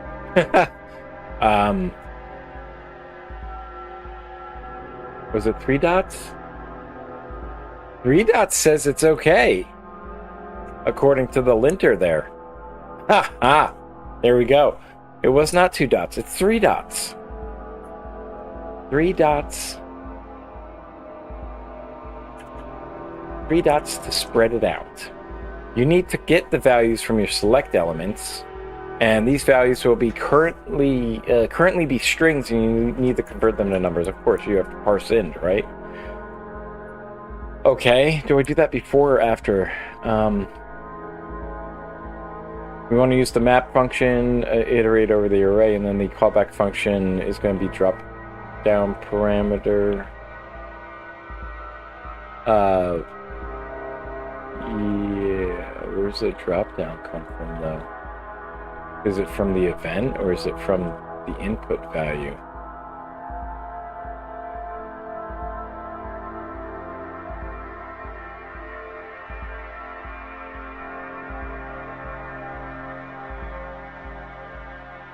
I'm confused as F.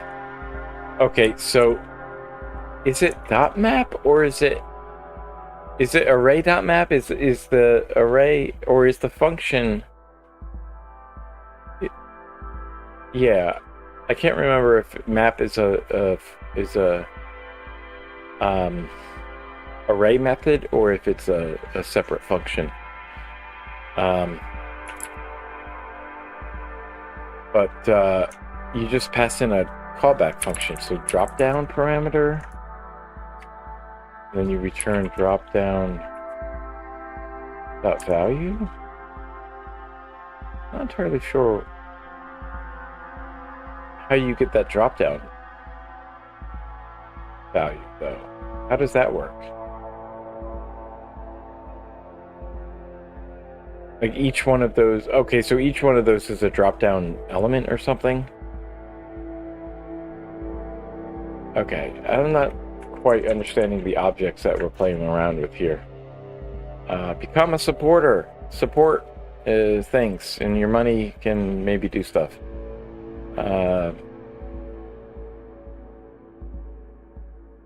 I don't know. You know, you can support your local Kevins.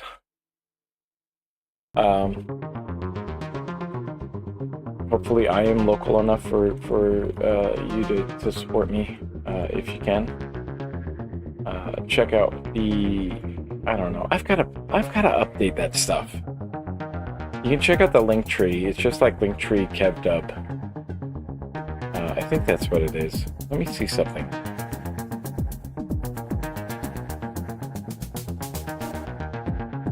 Yeah, it's this one. You just go there. Here. It's in the chat. I need to add this as a thing. I don't know why that didn't take. That's freaking weird. Okay, maybe it did, but no. I have no idea what's going on.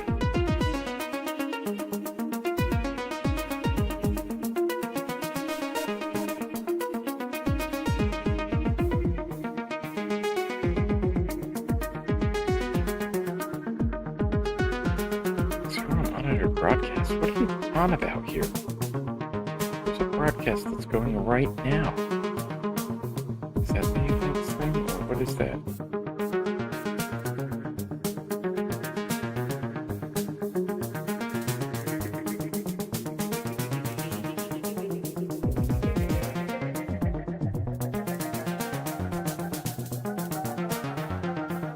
This does not work.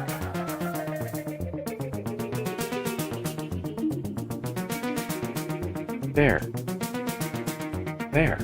Do that. Alright. Push it up. I don't know if I like that gradient. It kind of doesn't look great on against the red background.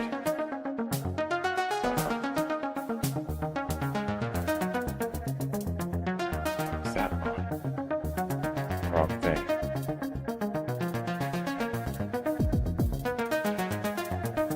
Okay, so I'm going to sort the input array.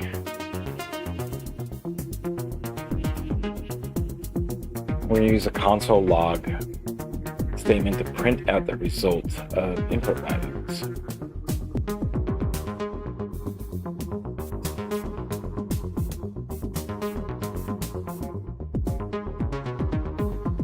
Right, the code for this inside of sort.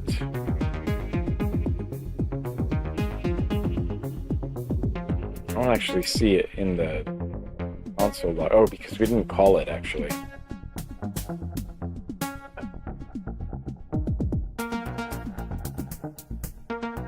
Okay, further than numbers. Okay. We're going to update our map function. You could even just sort it as a string. I mean, I think it's the same when you're talking about digits. It's just when oh gosh. It's just when you get to multiple, like comparing 100 to 10, or 100 to 11, it's going to think that 11 comes after 100 if you do a string comparison, because it's a lexicographic ordering. But for digits, it's going to be fine to use the string. Pass drop-down value to that function call.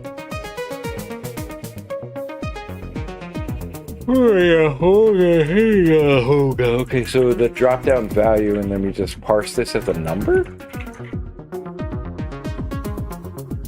Coerce it! It's coercion. Okay. Now that you have confirmed the data type of the input values elements, remove your console log. Of course, all coding is recoding. You code something, you delete it. You code it, you delete it. You need a function to update the display of the sorted numbers. Start by using arrow syntax to declare an update UI function that takes a single array parameter. Okay.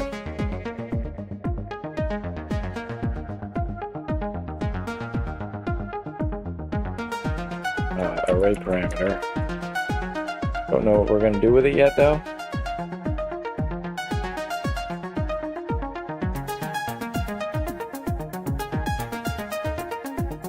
Set a fallback value for array to be an empty value, an empty array like that. So you set a default fallback value. To perform an action on the each element in the array. Use the method that is meant for iterating over arrays. What one would that be? So it might be the for each method? For each array. For each. And an empty callback function. There we go. I want to do that though. Wait, what did I do? A num and I? So num and I did not read. I did not read. It said empty callback, but it didn't tell me that there were going to be parameters until the end. Okay. So we create a variable unnamed output value node and set its value to the result of calling the document.getElement by ID method.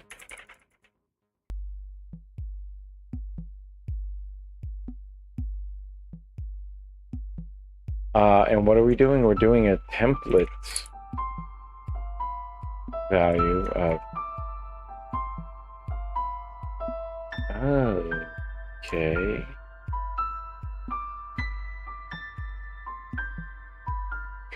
And why is it a node? That's the element? Why is it called a node? Why are they calling it a node?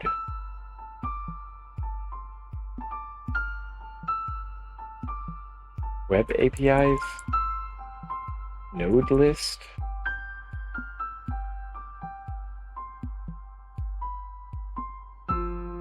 Collections of nodes, usually returned by parameter.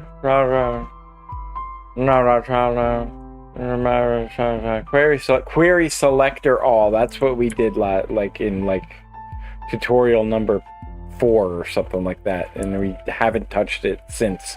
So we just forgot all about it. We don't know how to use it anymore.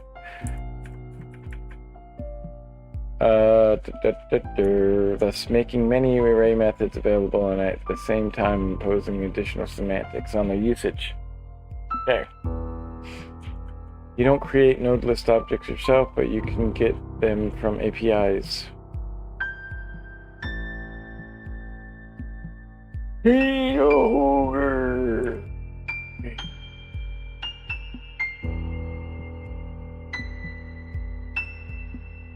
So what are nodes?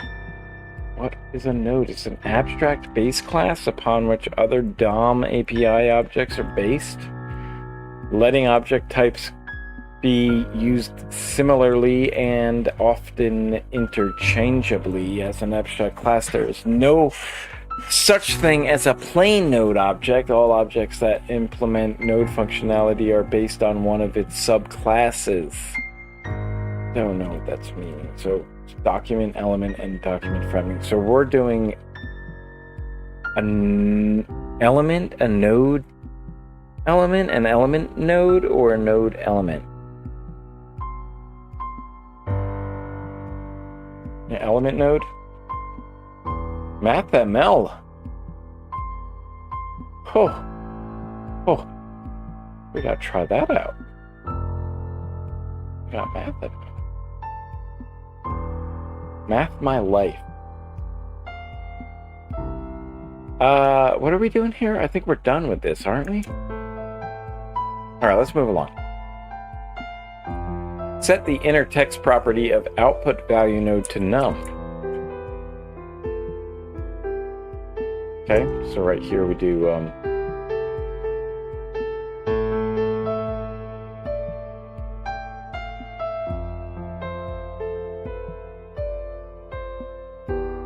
Oakley dokley, smokely garkly.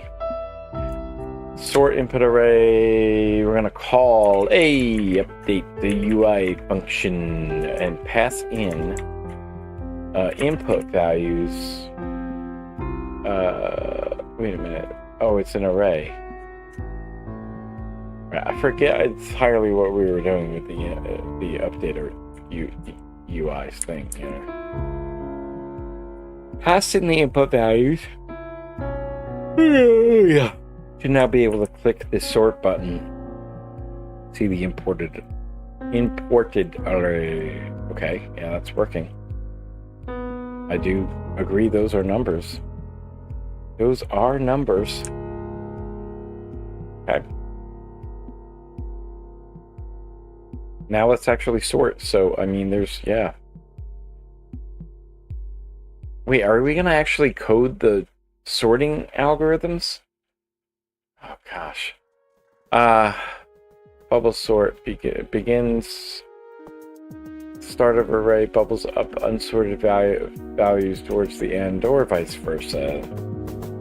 Iterating through you can bubble down through the array until it is completely sorted.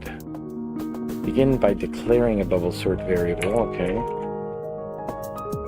And when they say variable, they mean constant. Assigning it an arrow function that takes an array parameter, okay. Are we going to have a blank array? Handle that in some case. We'll need to iterate through the array, and then so for simplicity, we'll do a for loop.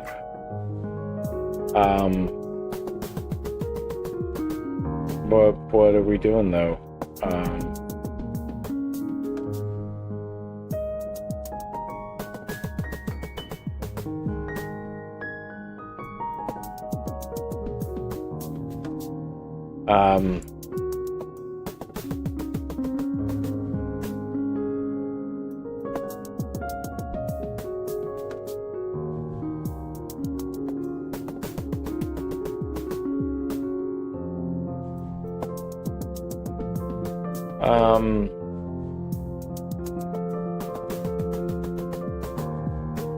Up until the array length or something like that, and then the I++ or something like that? Is that what you want to do? I don't know what you want.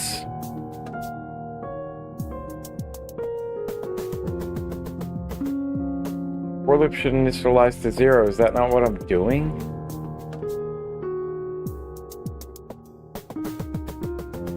Is it like this? I don't know what the syntax is again.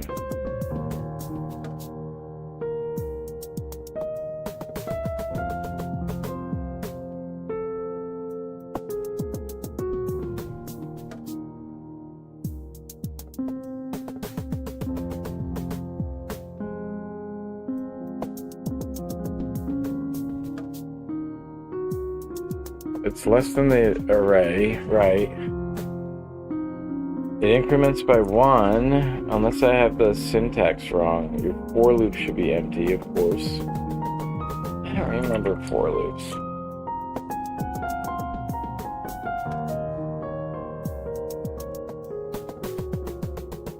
Oh, I didn't declare it. Jesus, fuck you.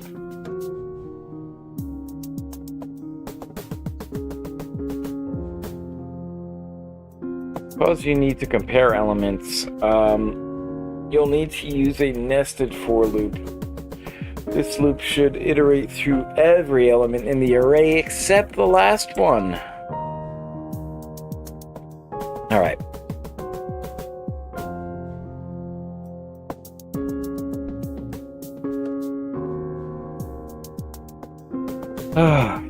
Okay.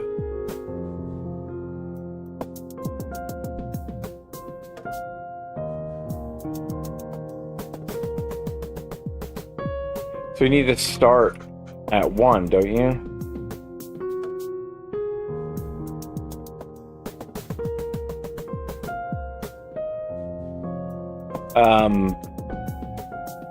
Why would you compare something with itself, though? That doesn't make any sense to me. J less than I, basically, right?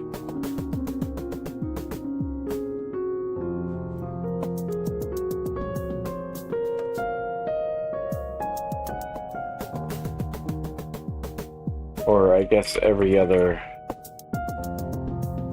element except the last one.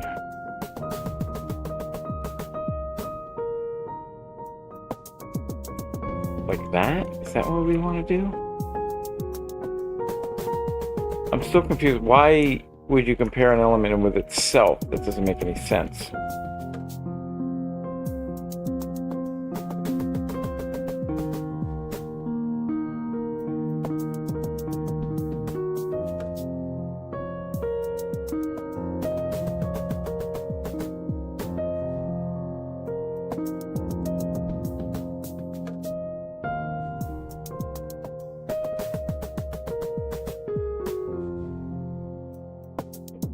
Output there.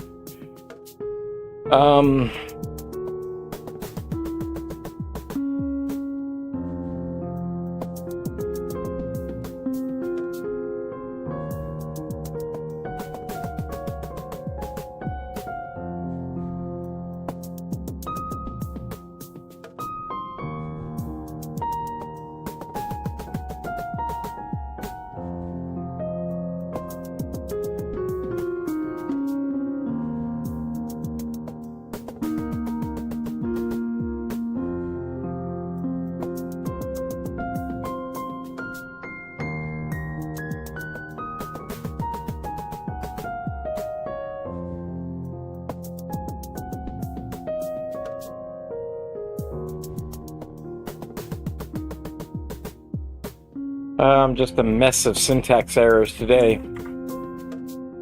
Achieve the bubble up result. You need to check if the current element is larger than the next element. You do this by accessing the array. I can't think which one.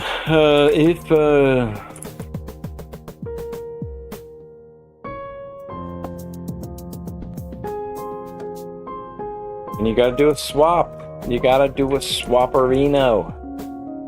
A swap diddle-eener diddle-yetner.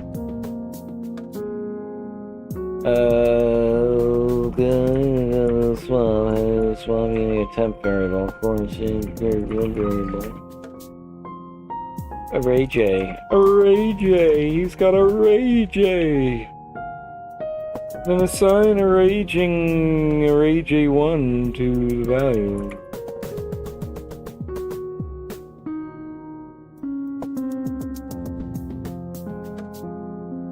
Array J plus 1 is gonna be swapperino with that one. That's how you swapperino that one.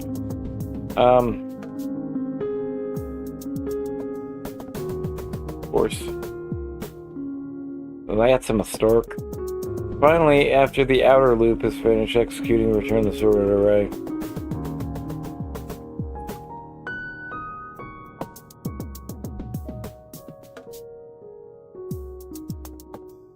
Alright, that's kind of disappointing because I thought we were going to do some fun stuff. This is just like, you know, well, I mean, the course is called Data Structures and Algorithms. They gotta do some sorting algorithms. It's a cornerstone of any data structures and algorithms course.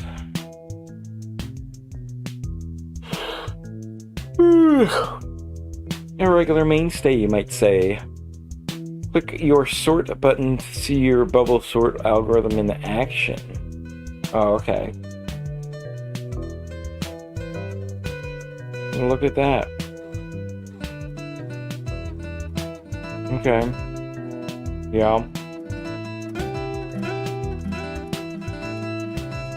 We're just gonna do other sorting algorithms, though. We're not gonna do any visualization really with that. And the visualization is printing to the console. I don't like that. 8 and 4. 8 and 4.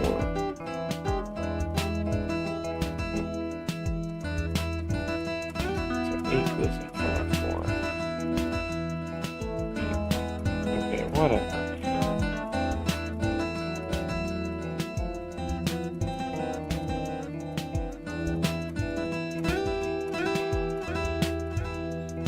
Remove your console log. And get your log out of here. Time to implement another sorting algorithm. Oh yay, yippity-doo-dah.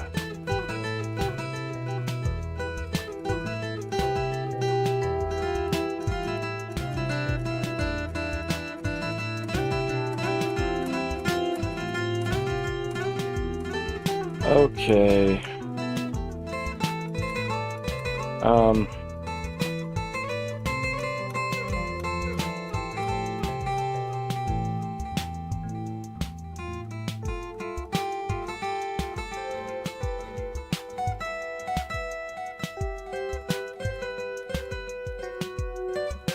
Bubble sort is selection sort and needs to iterate through the array. What do you want to do? A is equal to 0. Well, you have to let it. You have to let it be. Let it be first, and then you do that one. Okay, there we go. Oh, please, become a supporter. Support the best that Kevin can give you. You can go to the link in the back. Let's take a break. I am Penelope Cruz, and I am telling you we should take a break. Okay. Ta-ta. We'll be back in 5 minutes.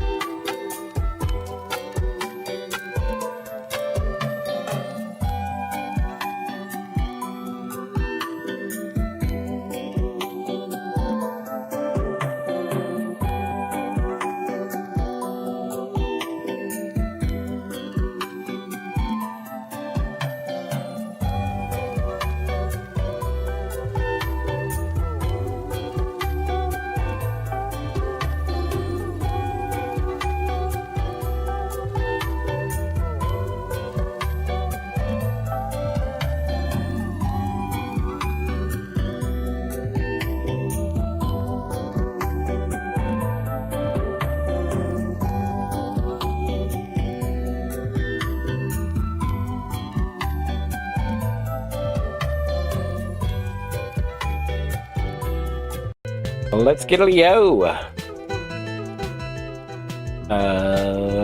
Ring-a-ding-a-dingy. Selection sort relies on tracking the index of the smallest value in the array and declare a variable min index. Set it to set it to I, okay. Yeah.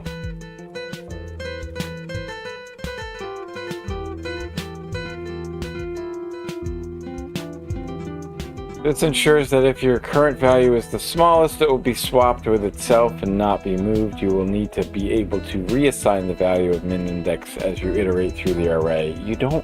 This is what's crazy to me. It's like... It's nice to know this stuff. It really is. Like, you don't need to know.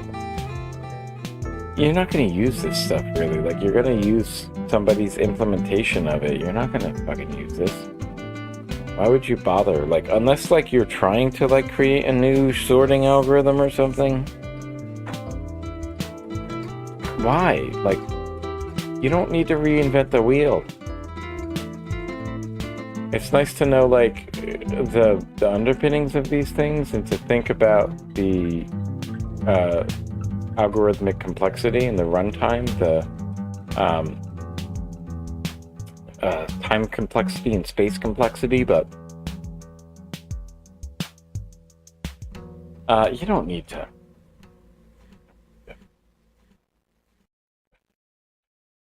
I don't know, man. I'm just gonna burn through this. It's like I've done this countless times. I mean, do I know how to implement every single sorting algorithm? No. And I don't care. It will be swapped with itself and not be moved. You will need to be able to reassign the value of min index as you iterate through the array. We're gonna write another for loop. We're gonna let J come to the party, and J is gonna need to be less than I. It needs to start at I and then go to the end. Oh, okay, never mind. I'm wrong again.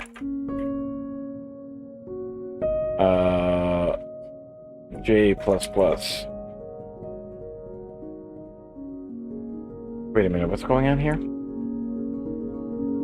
Start at the index I and iterate through the rest of the array. Yeah, okay. But,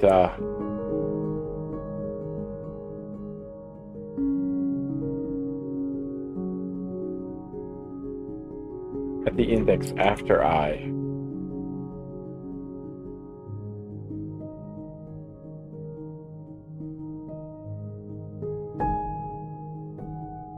Now you should use let to declare a variable. Duh! You're gonna be changing it. Can you pick a verbiage and stick to it? Please. Is it a variable or is it a constant? Make up your effing mind. Sorry, Hypatia. I know Dad's getting riled up again. Inside your nested for loop, add a console log call to check the values of array J, and array min index at each iteration. Click the sort button to see how your algorithm is traversing right.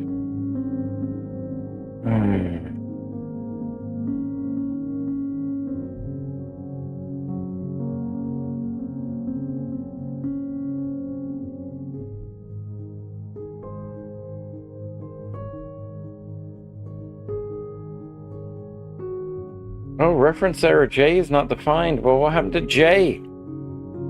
J, you disappeared. What are you doing, J? Get down there. Oh no, don't do that. Jay, what are you doing? You're killing me, Jay. You're killing me. Got 8, and I'll do that. Sort it. Sort that one. Where'd it go? Oh god, I totally effed that up. Why is it all mistaken? Let's see. Okay, there we go. Let's try it again. Okay, so 2 and 8. It compares 2 with 8. Right, the min index. The min index is 8? What are you talking about? No, the element at the min index. What the F am I on? Array. Yeah, so it's on that one. And so then it's comparing the 8 and the 4. And then we're comparing the 1 and the 8. We're comparing the 3 and the 8. You're not doing a swap, though. You're just comparing, dude. Just doing a measurement here. We're going to check if array G is smaller than a Raymond index.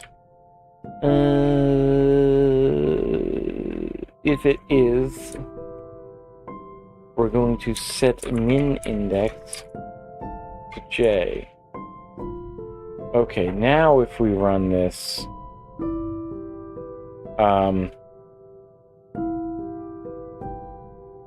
it doesn't do anything. It doesn't, like, swap anything, but it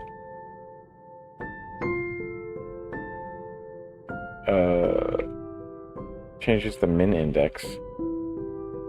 That's the thing. Okay. Okay, and then after your nested for loop, you found the smallest value, you need to swap it with your current value.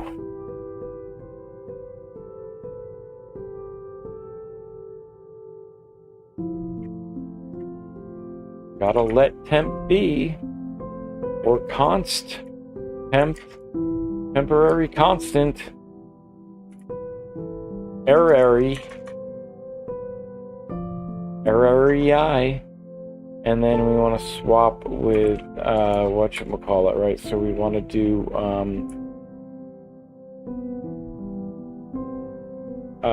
array I is going to be equal to the array at the min index, and then the array at the min index is going to be equal to the temp variable, right? Here we go. Mitzi is on something. What is she doing out there? What are you doing out there, Mitz? Doing something. You know it. Finally, after our outer loop is finished, you need to return the array. Once you didn't so, you should be able to see the output change when you click the sort button again. Okay, what are we doing? Return the array.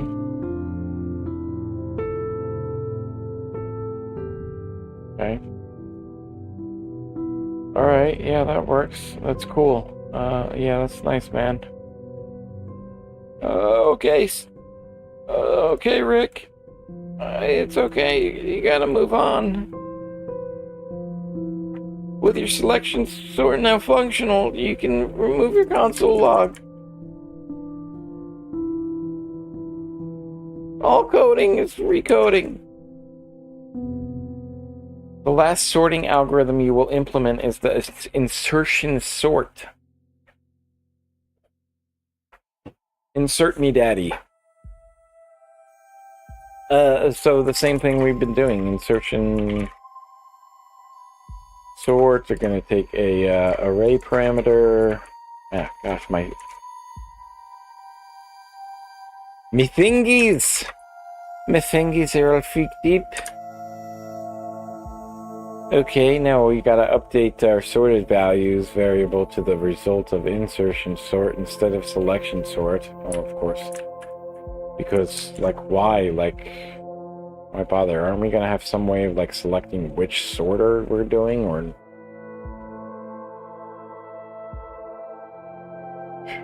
I don't get it, man.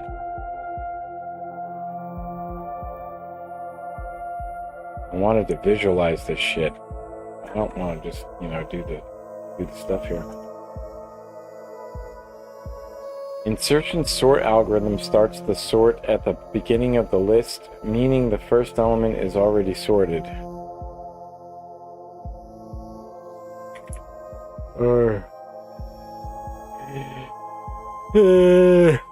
The first settlement's already sorted. What are you talking about?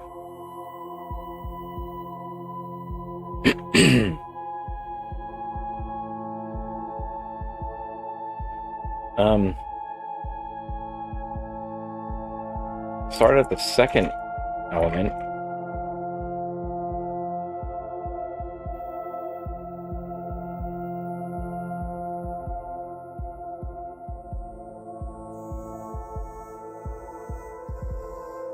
Okay. Declare a current variable, but it's gonna change. So it is an actual variable. It's not a constant. Assign it the value of array I, and then declare a j variable. I do declare that j shall be I minus 1. Oh, thank you for telling me that it should be reassignable, because that really helps.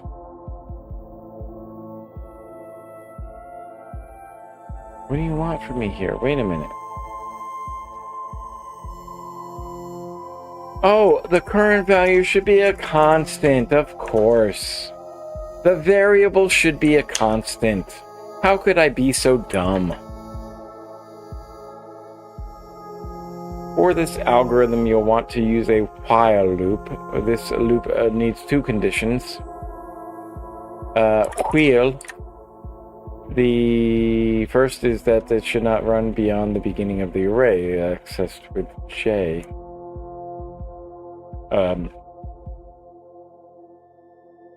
What?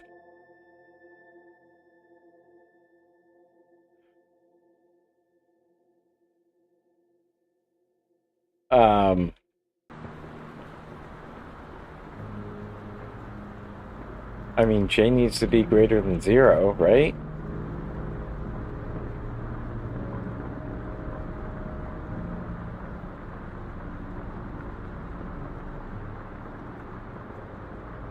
The loop should not run after it finds a smaller value smaller than its current value variable.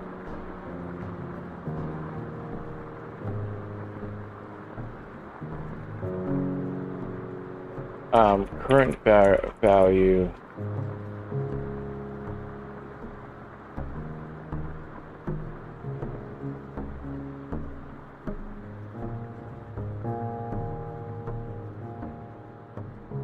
If array j is less than that, and then if it is, then we decrement the loop.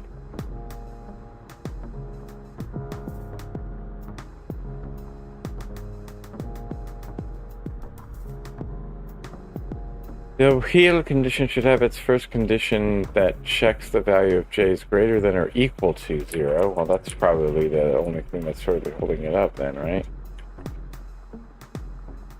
And then the while loop should have a condition that checks the value of aj is greater than the current value. Oh, wait a minute. It shouldn't run. Okay, yes. Okay. It's not. Yeah. Right.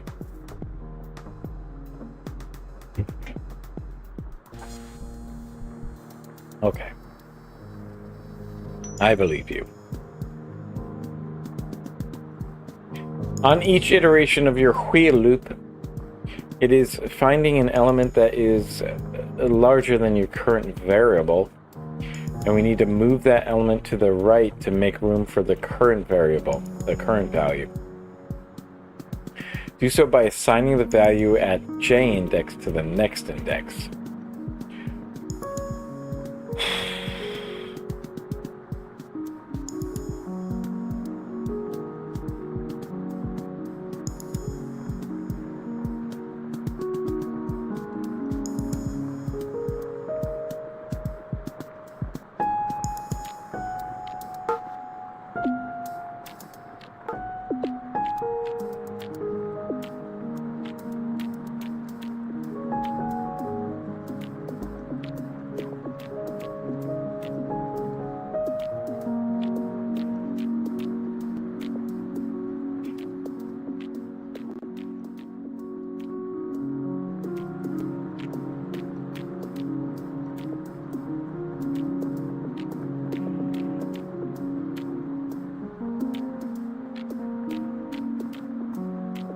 Assign the value at j to the index j plus 1? What do you mean? No, that doesn't make any sense.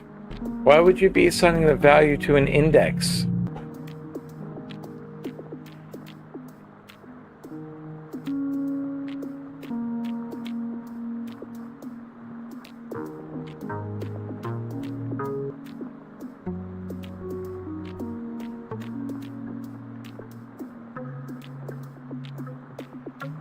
Do you mean the I?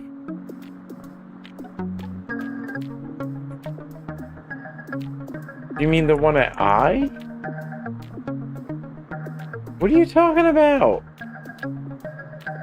Okay, now we're gonna have to think. I don't want to think. I just want to do it. Get it done.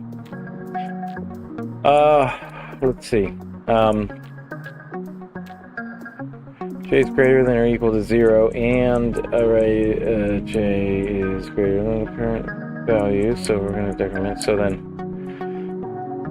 while it's there, j is going to get swapped with, or j, we're going to assign j to the value of j plus 1, but then, like, what happens to the value that's at j plus 1?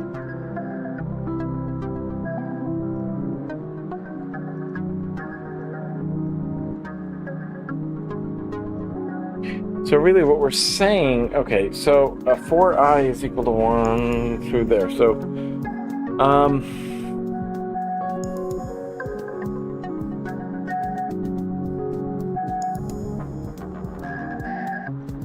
I is at 1, j is at 0.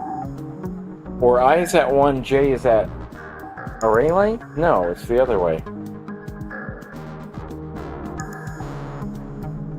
I is at j, I is at 1, j is at 0, it's right next to it, right?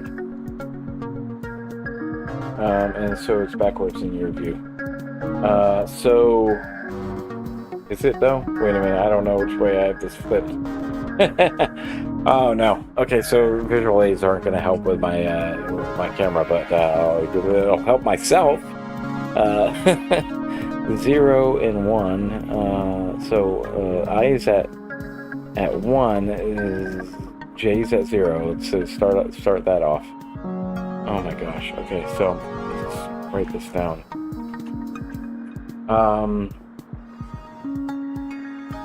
So I is at 1, right? I is at 1, j is at 0, and then the array, we'll just say AI, AI is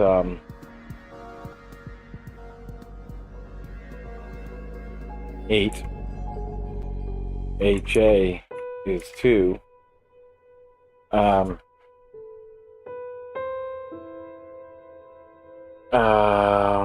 that means that current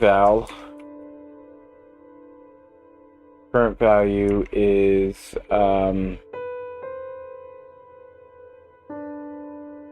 let's say CV. CV is 8, and then what we're going to do is we're going to let j is going to equal -1, but that's not true. We can't do that. What?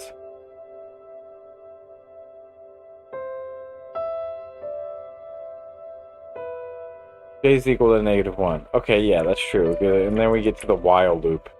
The while loop's not going to run because j is less than 1, so it fails that first check, that first condition. So then we move on to the next iteration, which is going to be I is equal to 2. Yeah, I is equal to 2, j is equal to 1, AI is equal to 2, AJ, so this is, I feel like there's a swap that we're missing, but yeah, it's not happening, right? So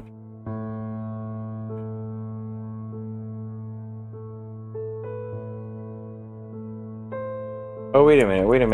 No, this is backwards. AI is that their current value has been 2.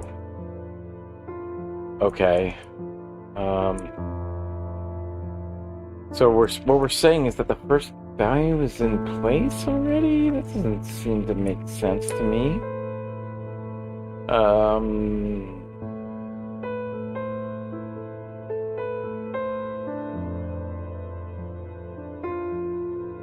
Equal to... Wait, no, it's not equal to 8. It's equal to...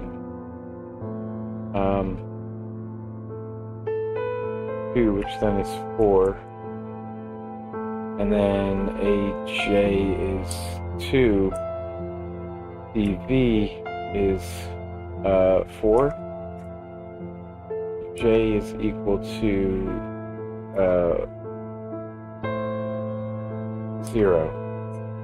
Then, and then so while we go through the while loop then, and then the while loop says, because J is equal to 0 and the array at J is greater than the current value? No, that's not true. It isn't true.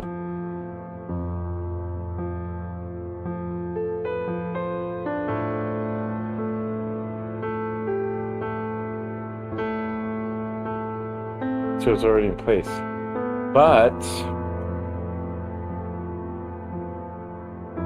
so we're still on I is equal to 2, J is equal to 0, I is still 4, but now AJ is going to be 8, and then the CV is going to be still 4, and then the J is going to be equal to -1, so it's not going to run. Not going to run.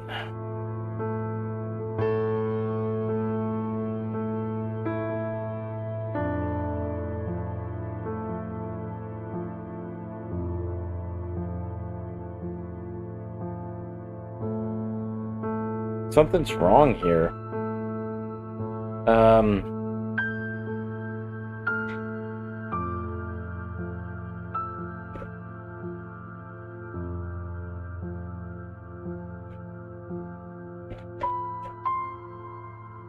You assign it to the next index?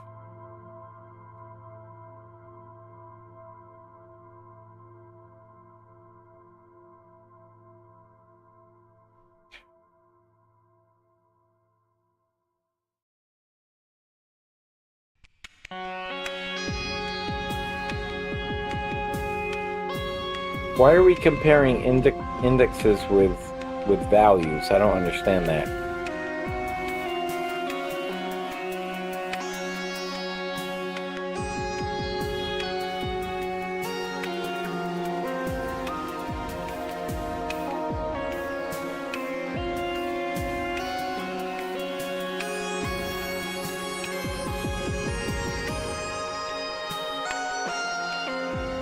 So, they want this?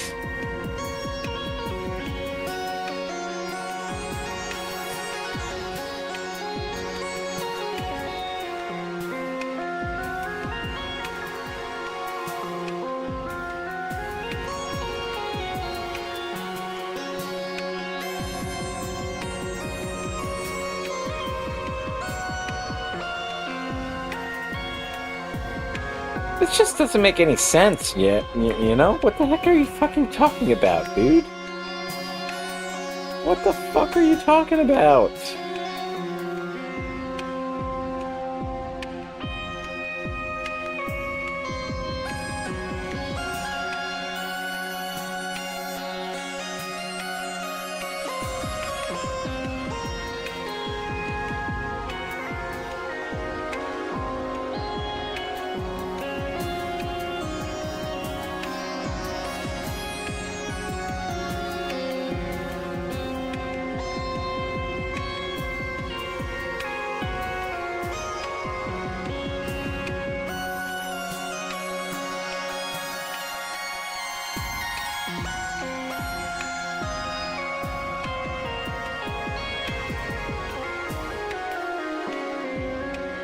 I don't want to read this. With our old curriculum, you could earn your first cert in as little as 300 hours of coursework. With the new curriculum, it takes 1,800 hours of coursework to earn the full stack developer capstone.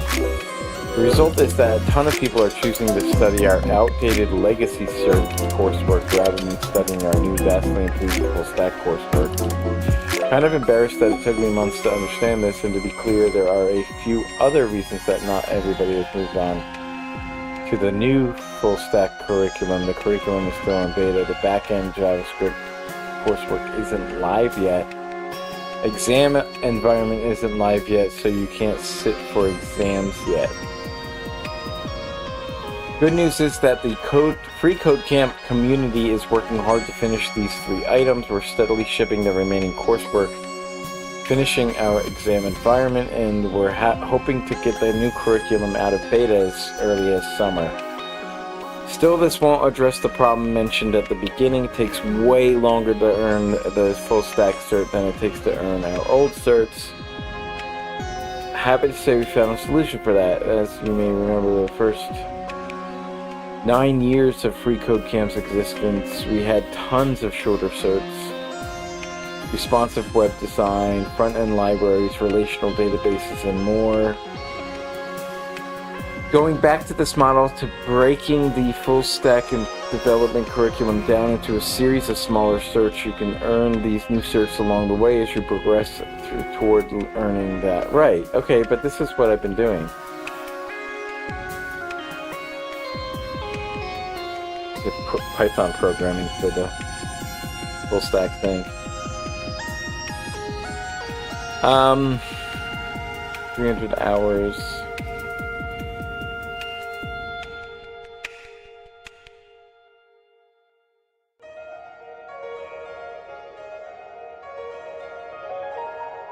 Right, I mean,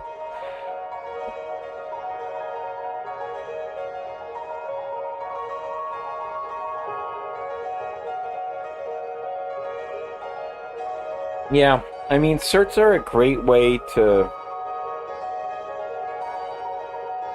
you know, keep motivated, but I just think that, like, completing something is you know, and I'm falling victim to this too. I shouldn't be doing this. I should be on break. I'm going on a break.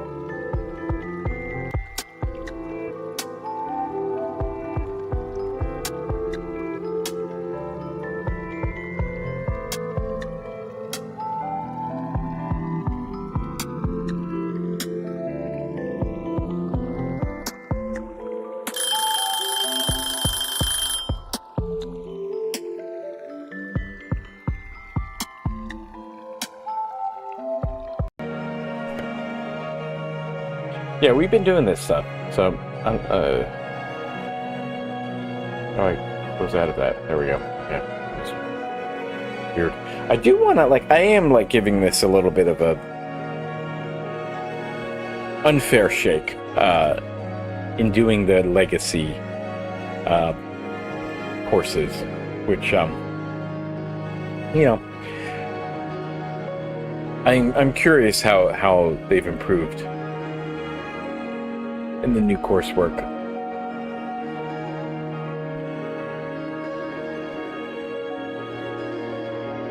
See, they're doing...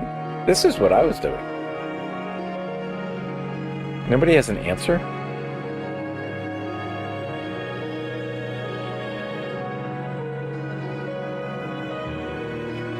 Access it and then assign it the J value?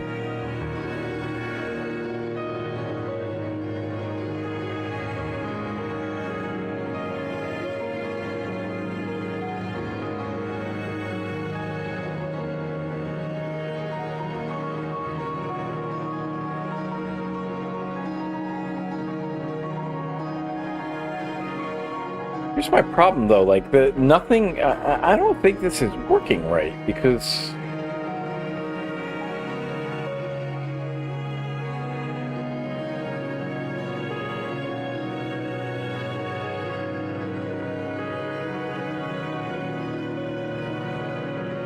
You're gonna do the swap here, right? Assign the value at J to the index. J plus 1. Oh my gosh, am I that dumb? I mean, that's true, but... Oh, hi, Tisha. I gotta take you out for... Yeah, I know, baby girl. Next break, actually. Next break, we'll do that, okay? After the while loop, and actually we'll probably be finished early, so let's try to get this done. You need to insert your current value before the loop ends with J. It's either out of the array bounds or when the value at J is less than your current value.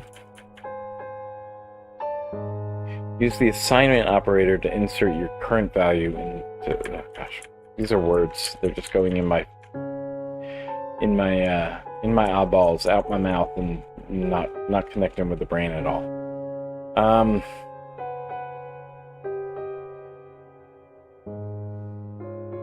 Okay, so we want to use the assignment operator to insert our current value into the correct index. Right. Current value. Where does that need to go?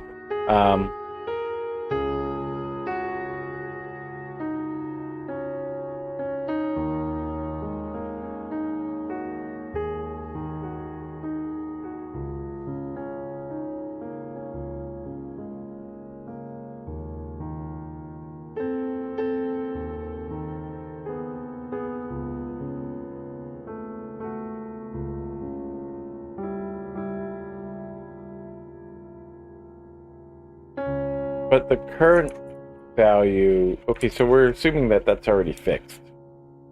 Right? I don't understand this. Okay. The current value, so then the J needs to go into the current value?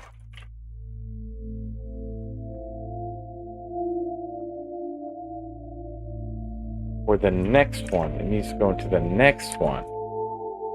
Okay, I should really map this out, but I just want to... I mean, these things are fun. I like the thinking about stuff like that. I just... kind of not where my head is right now. After your for loop has finished, you need to return the array. You should then be able to see the output change when you click the sort button. Let's run. Okay. To sort the elements of an array, you can use the built-in method called sort. Yeah, that's what I think that we're doing. Therefore, you can update the sorted values. You do dot sort on this thing here. There we go. Yeah. And the sort button may appear to work correctly when clicked, but this is only because all the values in the array are single digits, and the sorting may not work as expected with more complex values. Change the value in text of the option element that is selected from 1 to 10, and click the sort button again. Oh, okay.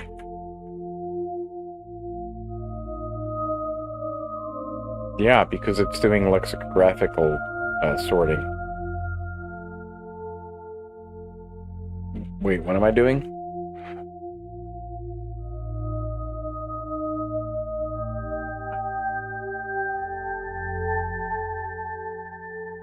Okay, there you go. Yeah, it's because default behavior is convert values to strings and sort them alphabetically, and 10 comes before 2 alphabetically. To fix this, you can pass the callback function to the sort method, and the callback function has 2 parameters for yours. Use A and B. The parameters A and B represent the number of variables. So this is a noteworthy thing. So the let's go with the array.sort method.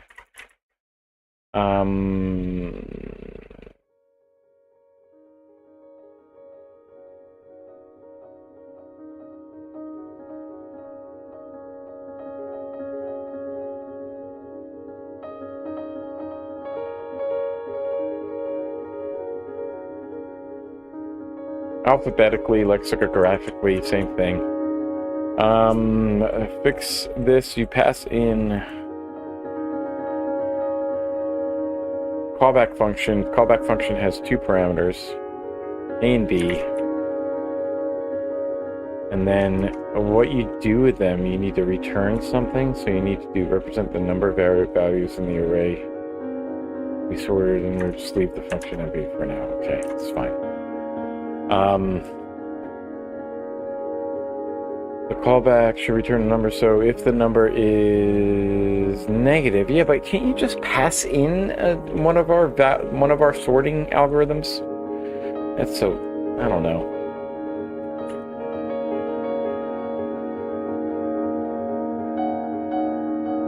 The number is negative.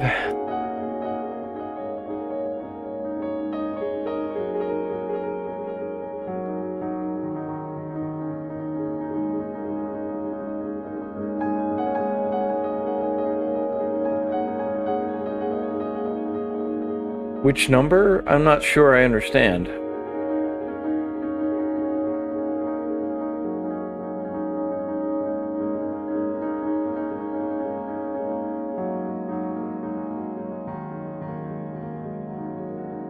If the number is negative, which number? What number are we talking about here? So we should pass a number into it?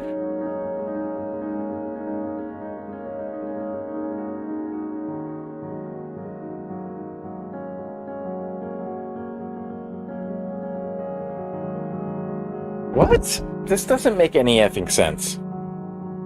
The callback to sort should return a number. That number determines how to sort the elements A and B. Okay.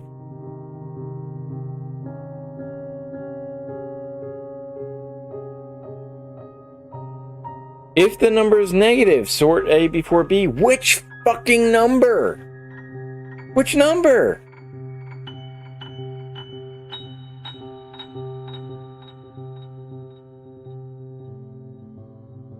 Which number? What number are we talking about here? We're not passing in a number at all.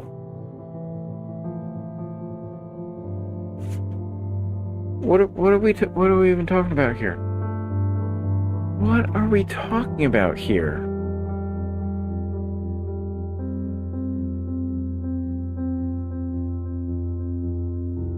Which number are they talking about? If A less than B? This doesn't make any sense, man.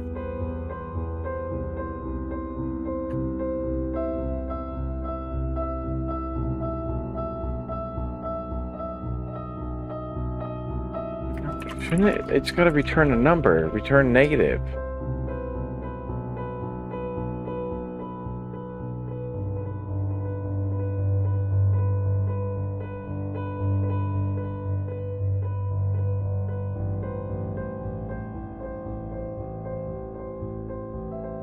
If B before A, return 1. Right?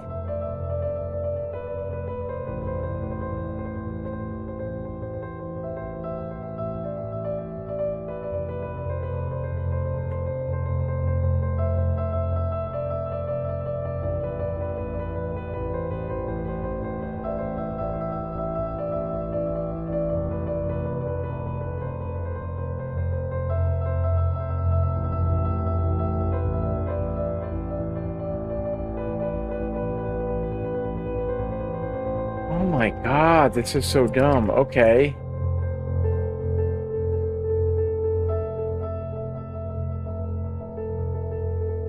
Oh my god.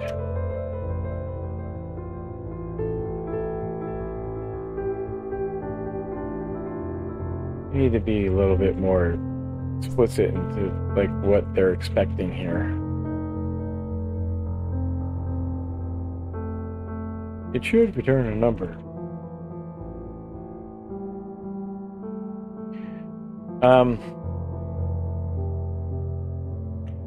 Finish it. Let's just go back to changing that. Okay, so yeah, that's fine. Okay, fine. It's fine. We're done. I'm done with this. Like, yeah, I'm done with this. Next week, we'll do advanced array methods, building a statistics calculator. That should be fun. I think we should have time to jump into the other one. I don't know if we'll have time to finish the functional programming. I think I have time next week to do this. I'm not entirely sure. Do I? Oh, wait, no. Next week I have to take off. Don't I? I have something next week. I'm going to have to take off.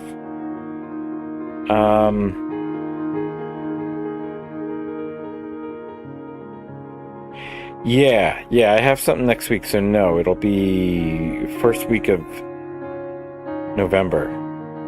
First week of November, that's when we'll do the functional programming by building a spreadsheet, and then the other one. Okay, so let me cue that up. That's what I'll do now as we close this out. So I'm gonna work a little bit off screen. I don't think I can add from here. I can't add broadcasts, I don't think. No. Not possible yet. Not with this streamer bot.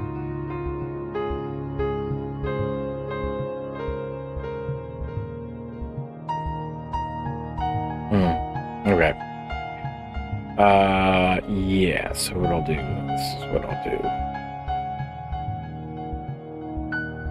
Okay. I'll just work a little bit offline here. Off screen.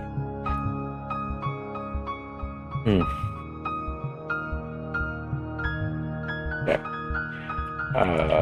Studio YouTube, do that.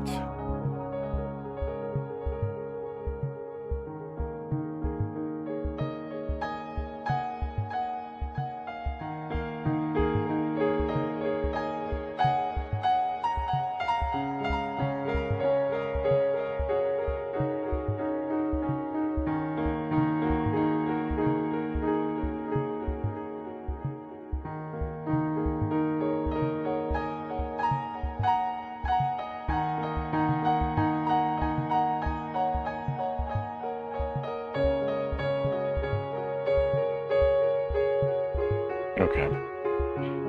I'll have to schedule a couple more lives.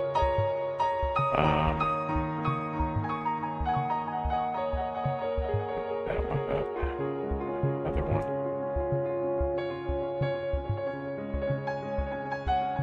Create another live.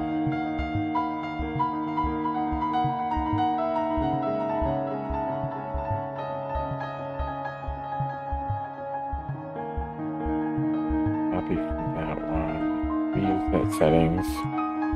We'll be on week 14. We'll then be build a statistics calculator. Be that next week. Okay, so time for midsummer. Let's do your intern.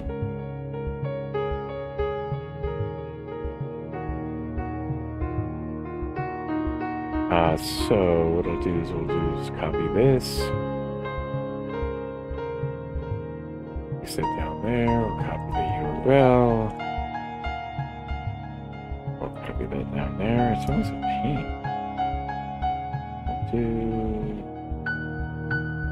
Wait, I have the wrong one, don't I? Yeah, I do. Okay, never mind. We did this, we did that. We're done with that week. Okay, so we're done statistics calculator, and then this one, and then the certification. Gosh, I really wish that we had gotten this done earlier.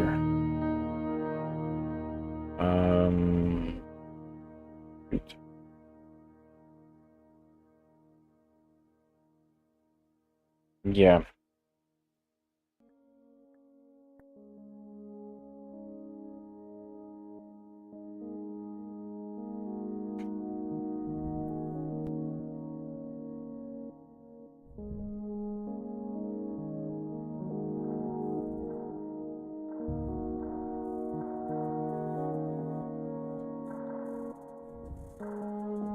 Okay, that's gonna be...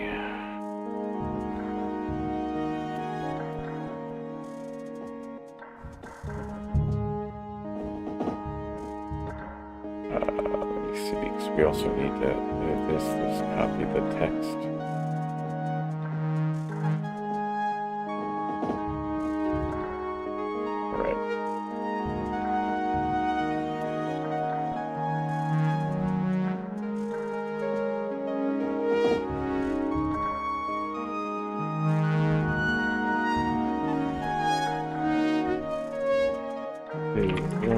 Functional.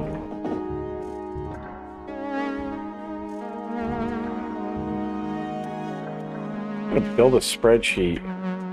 I tell you, like, I really thought that these would be better. Seems so, like, hyped up. Like, the title just makes it sound so cool.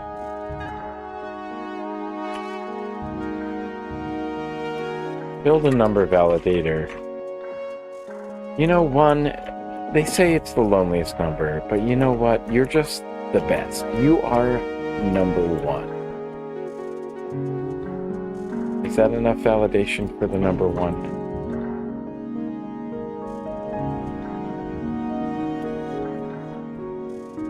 Okay, and then we'll do a platformer. I should put the dates that I'm expecting to do these on there.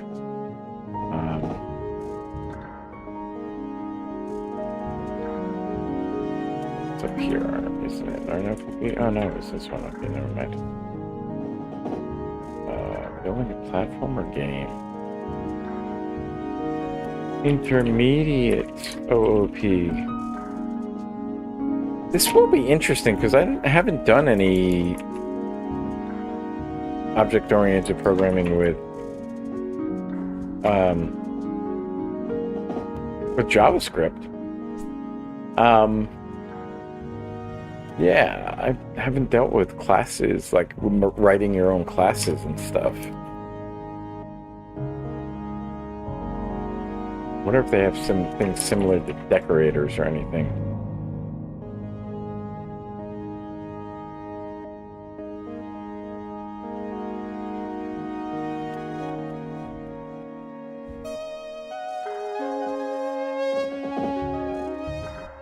Dice game.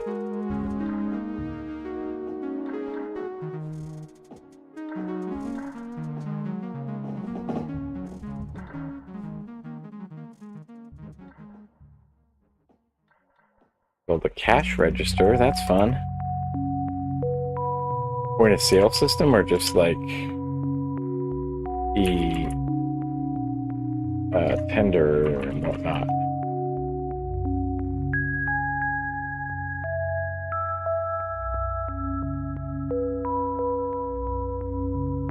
Build an author's page. Okay. And that's almost done. Asynchronous.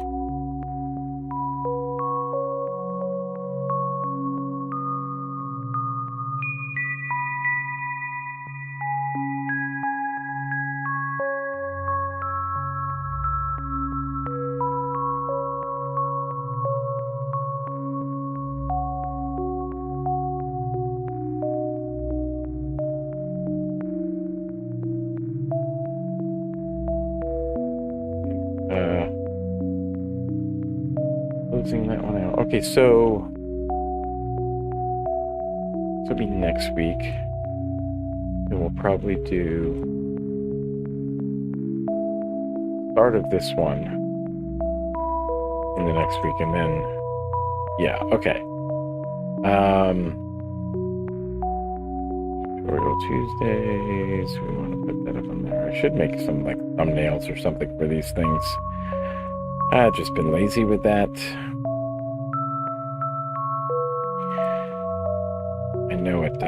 I know it really helps to get some eyeballs on the lives, but I tell you, it's kind of a pain in the ass. Unless I make them like up front. They're actually not that. They're not that bad. It's just that I have to spend more time than I would like.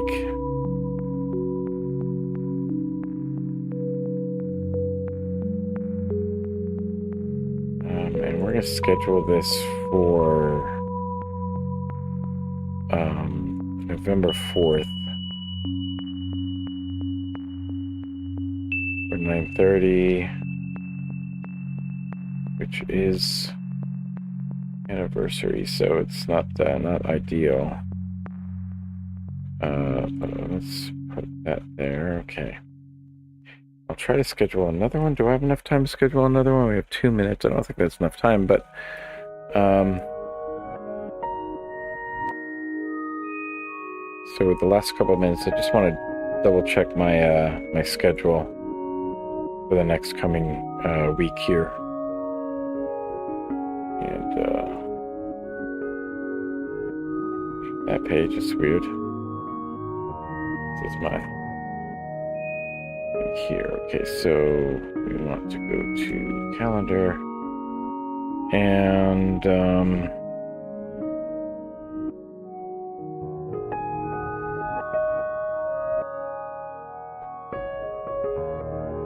yeah.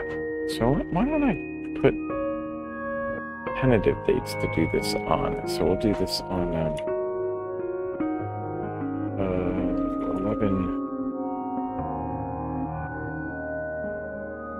Oh wait, this is gonna be the 11th. To do that one, to finish up that one, probably.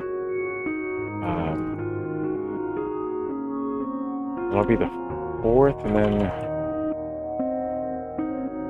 this will have to be I think the week of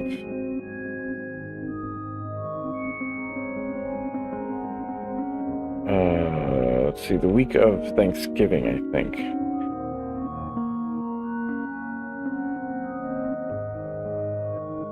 Yeah.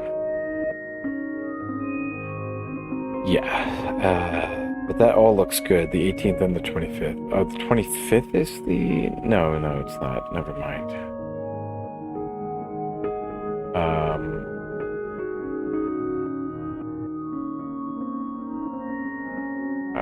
18th.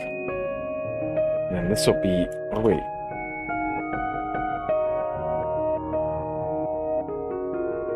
This will have to be 2025, 12...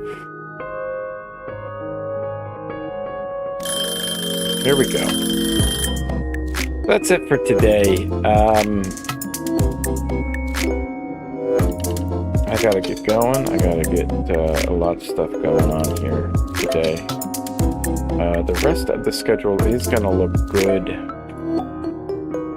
It's the 2nd, and then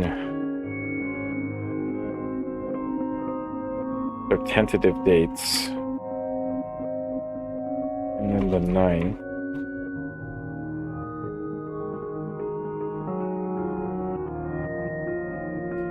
And then the 16th, and I should be able to finish this year. Should be done by the end of the year. I mean, there's, even if I have a buffer of fall back on one day, I'm gonna do the certification projects offline. I'll probably do those on like a Friday or something, or I'll just do them like the same day. I don't know. It's kind of good to like piggyback off of what I learned that most recently, and keep that knowledge in my brain. But that's gonna do it. That's gonna do it for today. So thanks for joining and for putting up with my atrocious looking hair. Next week we'll have some pretty hair, and it's not gonna match the color scheme very well, but it'll be good. Yeah, we good. Yeah. So, thanks for tuning in. Probably you're watching this on repeat, but if you got this far, thanks for tuning in. It's really cool. Let me know, what you're learning, what you want to do with learning JavaScript, and what you're trying to accomplish in your goals for the end of 2025.